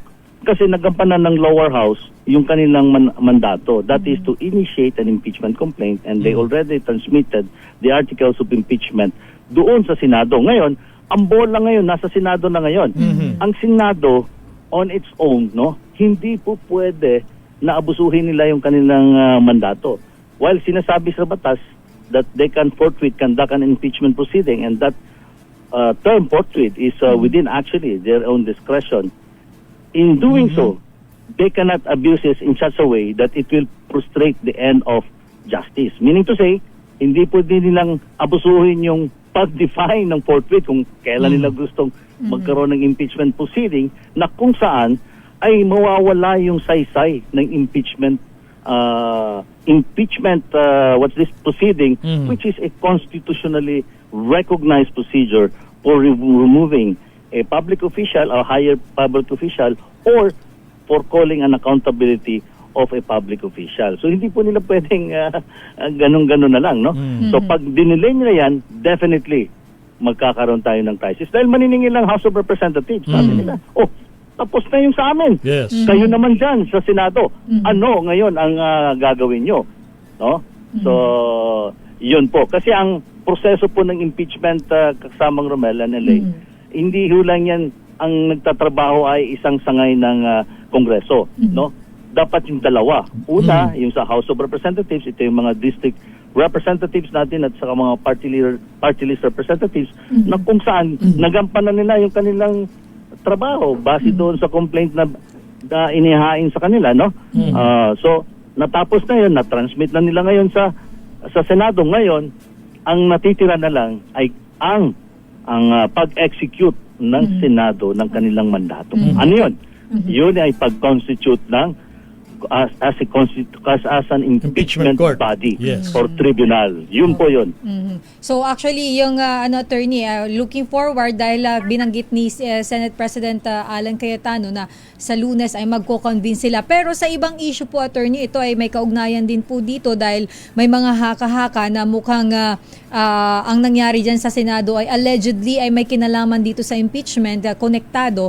Pero sa inyo pong palagay, sa inyo pong opinion, attorney, attorney, bilang kayo po ay isang abogado. At legal luminary. Yes. Ano po ba ang tingin ninyo dito po sa nangyari dyan sa Senado? May pananagutan po ba ang leadership o kaya si SP Cayetano dyan po sa nangyari na sinailalim sa protective custody ng Senate si Senator Bato, pero kahapon po ng madaling araw or tama po mga 2:30 sabi ay nakalabas siya ng Senado at wala na po siya ngayon sa kustodiya ng Senado?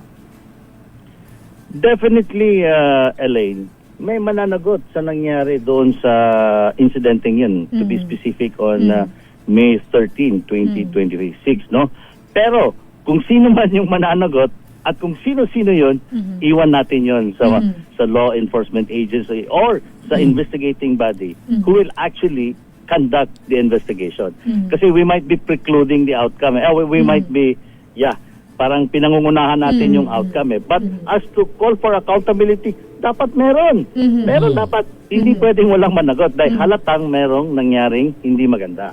So ngayon, kung sino man yung mananagot, iwan na po natin yun doon sa body na merong mag-investigate. In fact, kagahapon na to, kagabi, may nabasa rin ako na si Senator Amy Marcos call for a legislative inquiry with respect to the incident. But to me, as a lawyer, mas mabutihon ko pong ibigay yan sa law enforcement agency or sino mang investigative body. Kasi kung sa bahay mo nangyari yon tapos ikaw ang mangiimbestiga, tingin mo ba magiging fair or magiging impartial ba sa magiging outcome, di ba? Yes. Mas maganda, mabutihin na lang ibang ahensya or sangayon ng ahensya ang mag-imbestiga para merong fair and square na result sa investigation. Ang binabanggit nyo, attorney, kailangan na ipatupad yung tinatawag na command responsibility.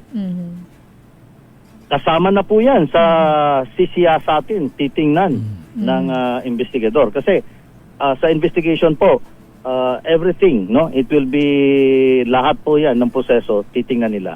Then titingnan nila, to be fair, kung sino yung kung sino yung mananagot talaga at kung sino yung may mga lapses or kung merong mang kinalaman or merong mang direct action, no, or could be a perpetrator or sino yung mastermind.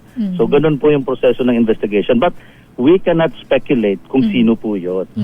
Hindi po natin pwedeng sabihin kung sino po yun. Because we are not privy to the situation or to the incident, I mean. So hindi po natin na-witnessan mismo kung ano ba yung nangyari. So we leave that to the impartial team that will investigate.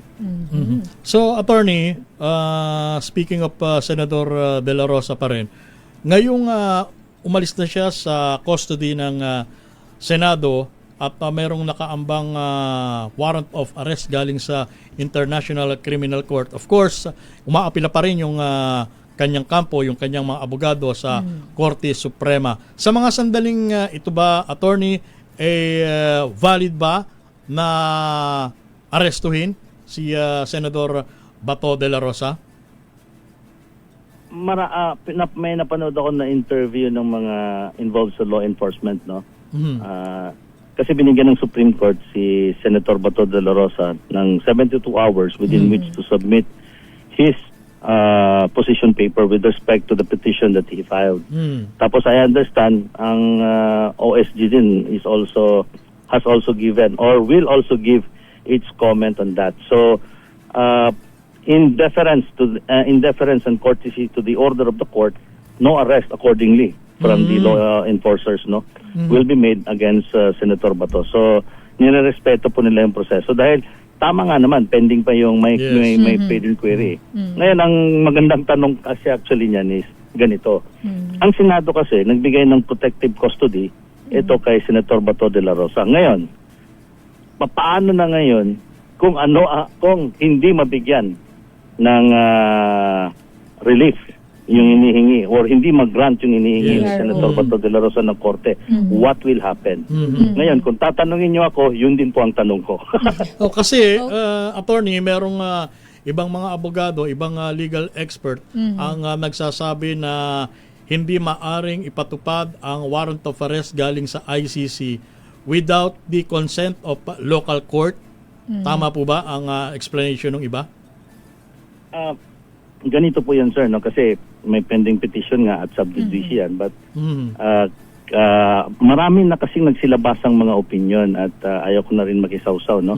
Kasi unang-una, kasama yan sa, tingin ko, kasama yan sa ireresolba ng Korte Suprema. At ngayon, meron po tayong doktrina or principle sa ating jurisdiction or sa ating practice na kapag meron pong insidente or pending incident or pending case before the court, kami mga abogado ay as much as possible ay iniiwas kami magbigay ng aming komento kung patungkol doon. Kasi pwede kasing we might be giving an unnecessary advice or unnecessary legal opinion which somehow may have an effect on the outcome of the case. So, mahirap po magbigay ng komento niyan. Pero tingin ko naman po is sobrang dami nang naglabasang kwan. Kaya nga po. And I agree with you. So I agree with you. There are two conflicting views. Number one, yung sinabi po niyo na since kailangan ng warrant of arrest issued by a local court. The other group is saying that no, there is no need. So kung pwede nating ma-explain 'yon, no? Ang sabi nung grupo na 'yon is kailangan ng because we already withdrew from Rome Statute, no? Yun ang sinasabi nila. So kailangan mag-apply ka muna ng application, mag-apply ka muna ng mag-file ka ng kaso, then you wait for the issuance of a warrant of arrest, then that's the time that you can serve the warrant of arrest. The other view is saying that no, hindi na natin kailangan ng warrant of arrest because kahit na nag-withdraw tayo sa Rome Statute, ang nangyari is that we have this domestic law, we call it RA 9851, which is actually nakalagay doon na kung halimbawa may pending insidente ng investigation ang foreign jurisdiction at meron nang nang-isyong warrant of arrest, hindi na siya mag-iimbestiga yung ating yung ahensya natin dito. But pwede niyang i-surrender yung taong yun. Or pwede niyang, kung may extradition treaty with that foreign jurisdiction, pwedeng extradite. Ngayon, ito po, nung mag-withdraw po tayo, nung sumama po tayo sa Rome Statute, ito pong domestic law, RA 9851, in fact, nauna siyang maisabatas bago yung ratification ng Pilipinas na maging parte ng Rome Statute. In short, yung domestic law is already in existence before tayo naging parte ng Rome Statute. So nakita niyo po, so ito po yung dalawang view. Yes. Na so at may binabanggit pa po, attorney, may binabanggit pa po na while we have already withdraw from ICC, yung pong krimen na ibinabato sa mga akusado ay nangyari during the time na tayo ay member pa ng ICC. Tama po ba? Tama po 'yon. Tama po yun kasi nandoon din po sa Rome Statute under Article 157, if I'm not mistaken, 157 or 127, na nagsasabi na kahit na nag-withdraw na yung state party doon sa Rome Statute, ngayon, hindi yan siya magiging paraan para maka-eskapo ka doon sa mga obligations, sa mga krimen na nagawa mo nung in existence yung membership natin sa ICC. Nung membership doon ng state party doon sa Rome Statute. So tama po 'yon. Nandoon po 'yon. Okay. So dalawang view nga yan eh. Yes. So talagang masalimuot. Antayin natin na maging resulta ng at sa mga ganitong pagkakataon ay talagang ang nasa poder ay yung pong desisyon ng Korte Suprema kung ano kanila magiging interpretation. Opo, yun po ang kwan dahil ang sabi nga natin the Supreme Court is the last bulwark of democracy. So inaantay po natin kung ano ang kanilang magiging tugon nito at I think na nagbigay na sila ng nabigyan na sila ng 3 days or within 72 hours na palugit doon kay Senator Bato para magbigay siya ng kanyang position paper with respect to the pending incident. So we wait for that. So ayaw ko lang po magkomento kung ano yung magiging kainatan. But at least kasi yung sinabi ko kanina, yung two different views, this is all over the social media and this is all over the news outlets and we we've heard several legal luminaries. So, kami din sa Integrated Bar of the Philippines, binabasa namin yung and we are taking notes of that.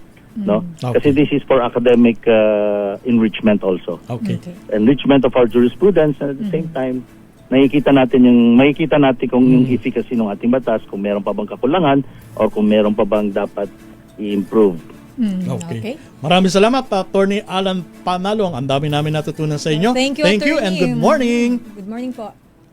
Maraming salamat kasamang Romel at kasamang Elaine. Apila ko lang sa mga kababayan natin, huminahon tayo at naway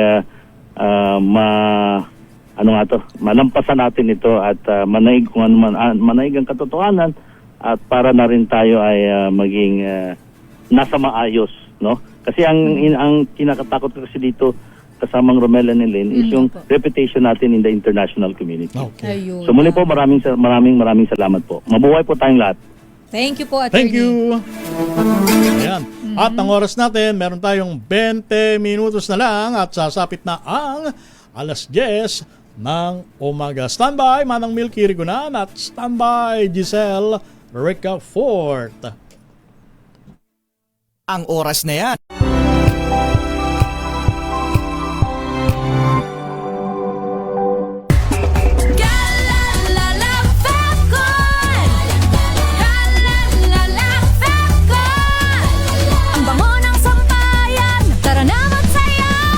Fabcon, amoy nakaka-joyful.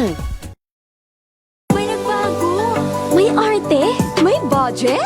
Akala nyo lang yon. So solid, White Rose Papaya, wow, White Rose, White Rose Papaya, wow, White Rose, White Rose Papaya, may glow up with White Rose Papaya. White Rose Papaya, may puti power times 2 kasi may papaya at niacinamide. May shea butter and tea tree oil pa. Kutis sulit ang glow up. White Rose Papaya, kutis sulit ang glow up. ACS. Hello, Washi! Laundry day na naman! Yay! Anong meron? Mancha ng chocolate, putik, may libag pa. Kaya natin yan!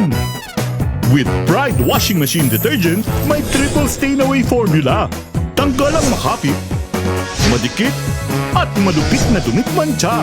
Kaya easy-easy ang labada. Mula noon hanggang ngayon. All you need is pride. All you need is pride. ACS.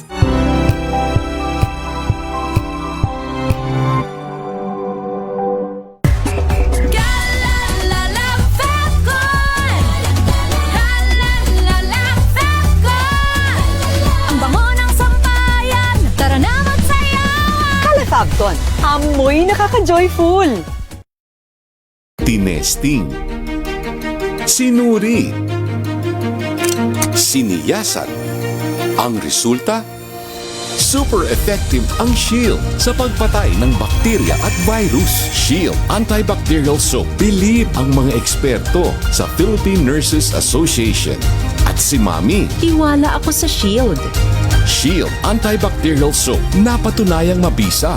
Ang mga nurse, tiwala. ACS.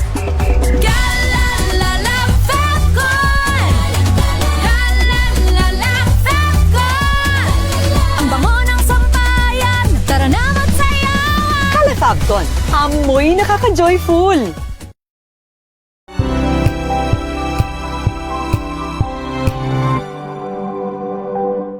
Maulan man, no worries na amoy kulong ang damit. Charm Fabcon, bangong kumakabloom, tanggal amoy kulong sa bango ng charm. Kaya gamit ko, Charm Fabcon with Bloom Fresh Technology. Kills 99.9% of kulob-causing bacteria. May aroma burst pa of thousands of flowers and berries. Ang sampay sa loob, no amoy kulob. Bangong kumakabloom sa charm. Charm Fabcon. ACS.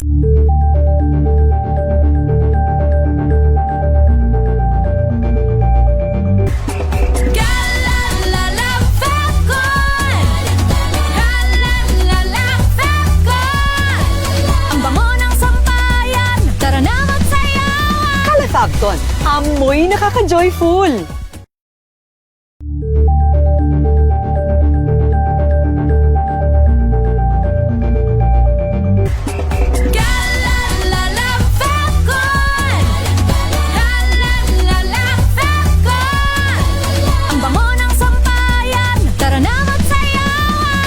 Fabcon, amoy nakaka-joyful!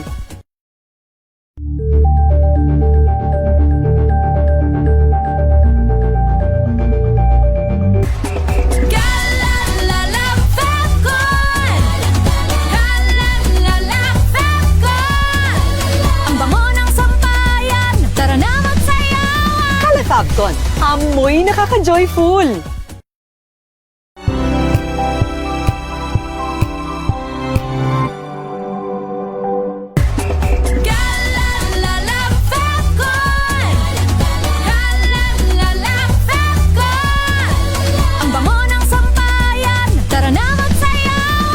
Fabcon, amoy nakaka-joyful!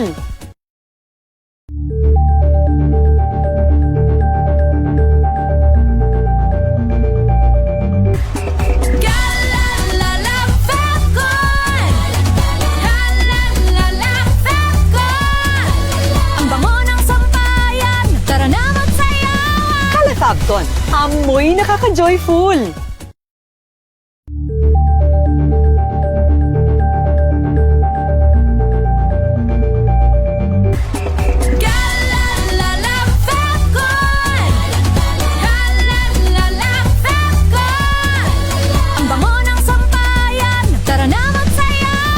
Fabcon, amoy nakaka-joyful!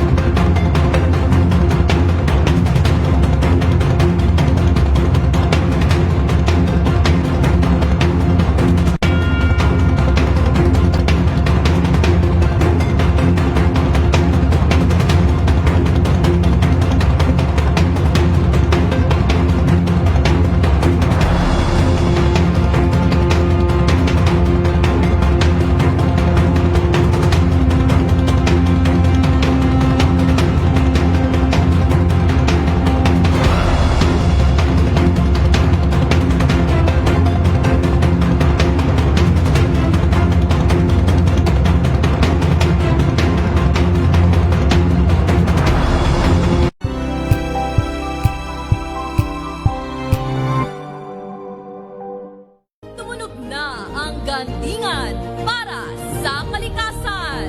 Ang itinanghal bilang Best AM Radio Program Host ay si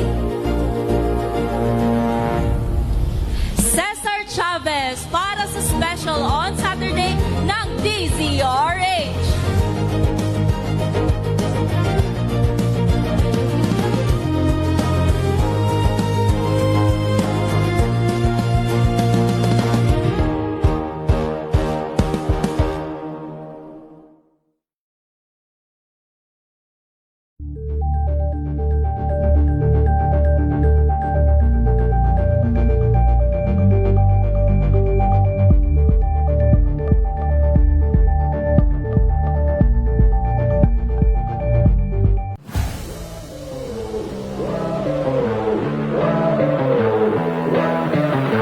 Yung may gusto lang po talaga akong patunayan, and then ayun nga po, dahil kakulangan din sa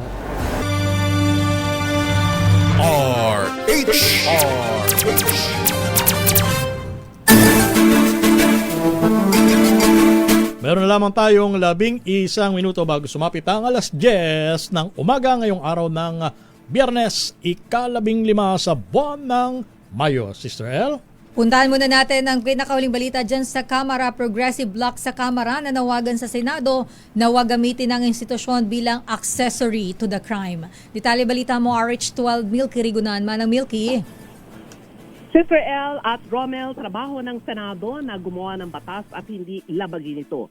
Ayon kay Representative Percy Sandanya na Akbayan Party List, Kung pagbabasihan ng mga balita, nakalulungkot na nagpagamit ang liderato ng Senado para matakasan ni Senator Bato ang batas. Sabi ni Sandanya, ang Senado mismo ang sumisira sa kanilang institusyon.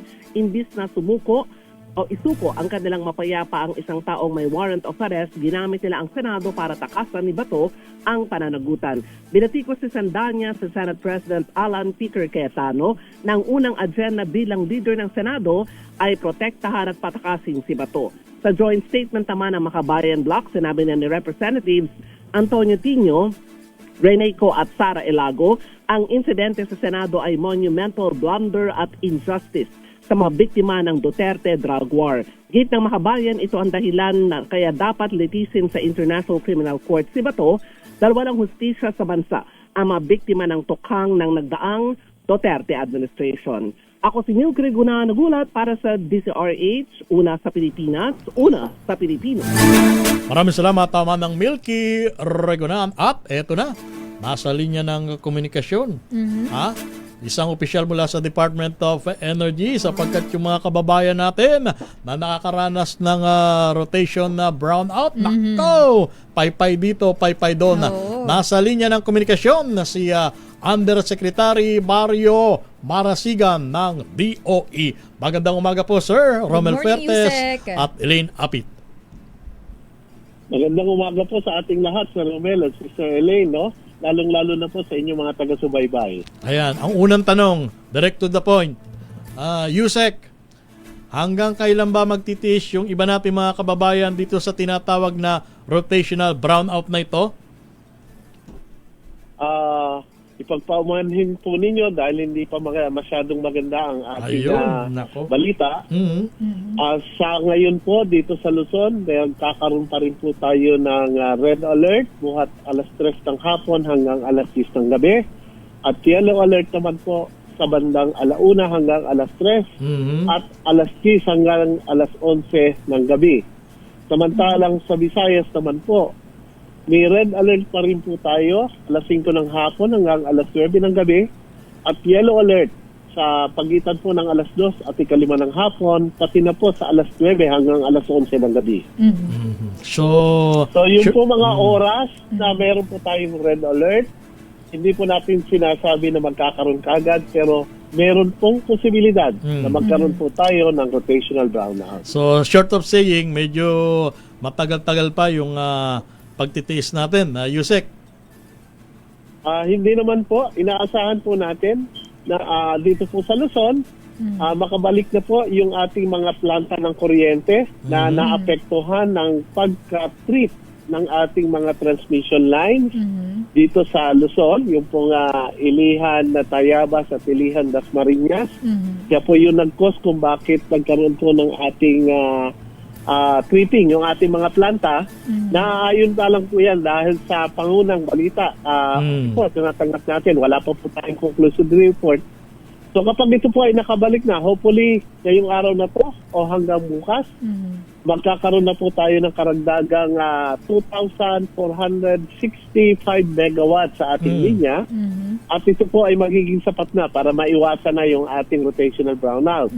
May mga posibilidad din po na kapag nabuo na po natin yung lahat ng capacity na yan, makakatulong po ang Luzon sa pagbibigay ng kuryente sa Visayas. Kung kaya't magkaroon man po tayo ng patuloy na alerto sa Visayas, hindi na po tayo magkakaroon ng rotational brownout. Yusek, nabanggit po ng NGCP na mga ilang araw pa po mararanasan tong mga ganito po na nagkakaroon ng red alert, yellow alert, at magkakaroon tayo ng mga rotational brownouts. Ano po yung, as of now, ano po yung may mga inilalatag, may plano po ba ang DOE? Dito po sa late na problema, kapag tag-init po, nagkakaroon tayo ng manipis o kulang na supply ng kuryente. Well, again po, gusto ko po sana linawin na hindi naman po kulang ang ating supply ng kuryente. Manipis. Supusyente po ito. Nagkakataon lang po naman mga insidente. Kung saan po, binigyan na po natin ng kalatas ang ating or abiso ang ating mga generation facility companies na dapat po ay masusi at detalyado ang pagsasubmit nila ng kanilang mga report. Araw-araw po namin hinihingan yan at dapat po kasama doon yung kalagayan ng kanilang mga planta. Ito po ba'y magkakaroon ng diferensya o hindi? Para po magkaroon tayo ng tinatawag nating magandang plano paano i-dispatch sa mga planta ng kuryente. Ganon din po sa ating transmission facilities, dapat po kumplituhin nila yung kanilang report. May abiso na rin po kami sa kanila na ganyan para alam po natin na hindi naman power generation facilities lang ang nagkakaroon ng problema, pati po yung linya natin ng kuryente. Ganon na rin po sa ating mga distribution utilities. Dapat po ay naghanda na sila dito sa tag-init. Dapat po nagkaroon na sila ng mga inspection ng kanilang mga distribution facilities para po maiwasan yung pang-localized na mga service interruption. At bukod po rito, tayo po ay nananawagan sa lahat po ng participants natin doon po sa tinatawag natin na interruptible load program kung saan po yung malalaking establishmento ay nagbabawas po ng konsumo sa pamamagitan po ng pagbabawas ng kanilang mga activities or yung pong kanilang sariling genset at pansamantala nilang ginagamit para yung pong available capacity ay mapunta naman sa ibang sektor na wala pong may kakayanan para mag-produce ng sariling kuryente. Kami rin po ay nananawagan sa publiko sana magkaroon po ng ating tinatawag na energy conservation. Yusek, meron lang po akong itatanong po sa inyo na ito po ay concern actually. This is ako po ay from Albay ako nang galing, Yusek. May itanong ko lang din po kasi alam ko po mayroon kayong attached agency, yung National Electrification Administration, which is sila po yung nag-in-charge po doon sa mga cooperative, tama po ba? Pero pero pagdating po doon, Yusek, sa equal distribution ng kuryente po ba? Paano po ba ito nag-work? Kasi ang problema po sa amin, actually noon pa po to high school pa ako, problema, ang kuryente sa amin, Yusek, ay hindi po, may mga kadalasan po hindi napapaandar kahit yung refrigerator ng mga tao. Or yung TV po, mahina. Or yung ilaw po sobrang madilim, hindi enough yung ilaw. Paano po ba kaya natin ma-address ito, Yusek? Ay, maraming salamat po at hindi pong nabanggit yan. Ano po, ibig sabihin po, hindi na po akma yung ating distribution facilities sa consumption po o so doon sa demand ng ating mga consumer.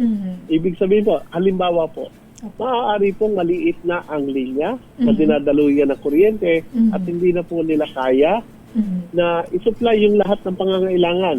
Dito po nagkakaroon ng tinatawag nating low voltage. Yun, opo. Pangalawa po dyan, posible pong may kalayuan na yung facility natin, yung ating pong mga kabahayan, buhat po sa pinanggagalingan ng kuryente, kung kaya't dapat po i-upgrade na rin natin yung ating facilities. So, sa tao na naman po ay nag-i-inspection or binibigyan po natin ng kalatas na ang lahat nga po ng distribution utility, including po yung electric cooperative. At yung electric cooperatives po under po sa supervision ng NEA, ito po ay nagko-conduct ng mga audit. No? At doon po, yung sa audit, doon natin nalalaman kung meron na nga po bang pagkukulang. At hindi na sufficiente yung ating mga linya ng distribution. Tumutulong naman po ang Department of Energy para sa pagbalangkas ng tamang sistema at nangunguna po dyan ang National Electrification Administration. Alam po namin yung problema sa Albay. Yes po, Yusek. At meron po kami dyan na identify na lugar na sa halip po na single phase lang yung linya ay nag-advise po kami na dapat gawin ng 3 phase para po ma-accommodate yung dami po at yung tumaas na demand doon sa bawat mga areas natin. Thank you, Yusek. Sana po matutukan po natin tong problema dyan sa Albay. Maraming salamat po. Maraming salamat din po. Ang inyo po napakinggan si Undersecretary Mario Marasigan ng Department of Energy. 2 minuto bago sumapit ang 10:00 ng umaga.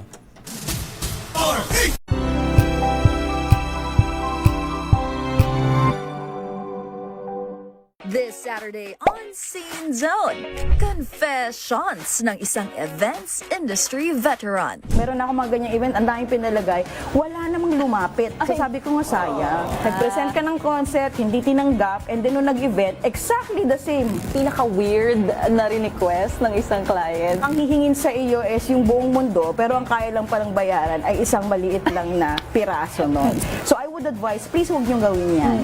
Wait for your moment. Naka-experience na ako ng pinapamove sa akin yung buong stage indoors. Alas 12 ng tanghali, dito lang sa DZRH TV.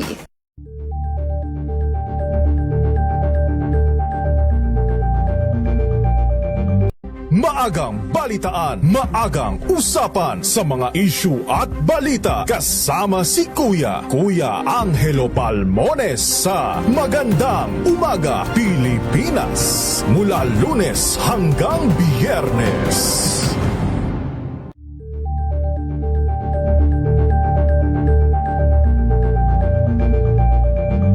We've got you covered.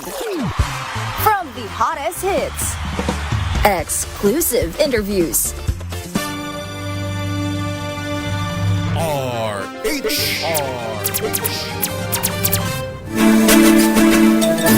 Hoy, ang oras natin, Kuyang Vic De Leon Lima, alas 10 impunto na ng umaga. At happy birthday muna kay Jenny Bernardo ng Ubando, Bulacan at kay dating kagawad Kuya Andres Urbano Jr. ng San Pascual, Ubando, Bulacan. Kamar Urbano, magandang umaga sa iyo. Israel, meron pang babatiin? At shout out natin lahat ng mga nanonood at nakikinig sa atin na mga kababayan ko dyan sa Albay. Ayan, naiparating na natin sa Department of Energy at sana nga po ay magawa na talaga ng paraan ng dekada na nating problema dyan. Happy weekend, everyone! Happy weekend! At yan ang kabuuan nating programa, ang inyong programang Damdaming Bayan. Sa ngalan po ni Boss Deo Macalma, ito ang inyong lingkod, si Romel Fuertes. Sister Alpo, Elaine Apit, stay safe everyone. God bless po. 1 minuto, pakalipas ang alas 10 ng umaga. This time check.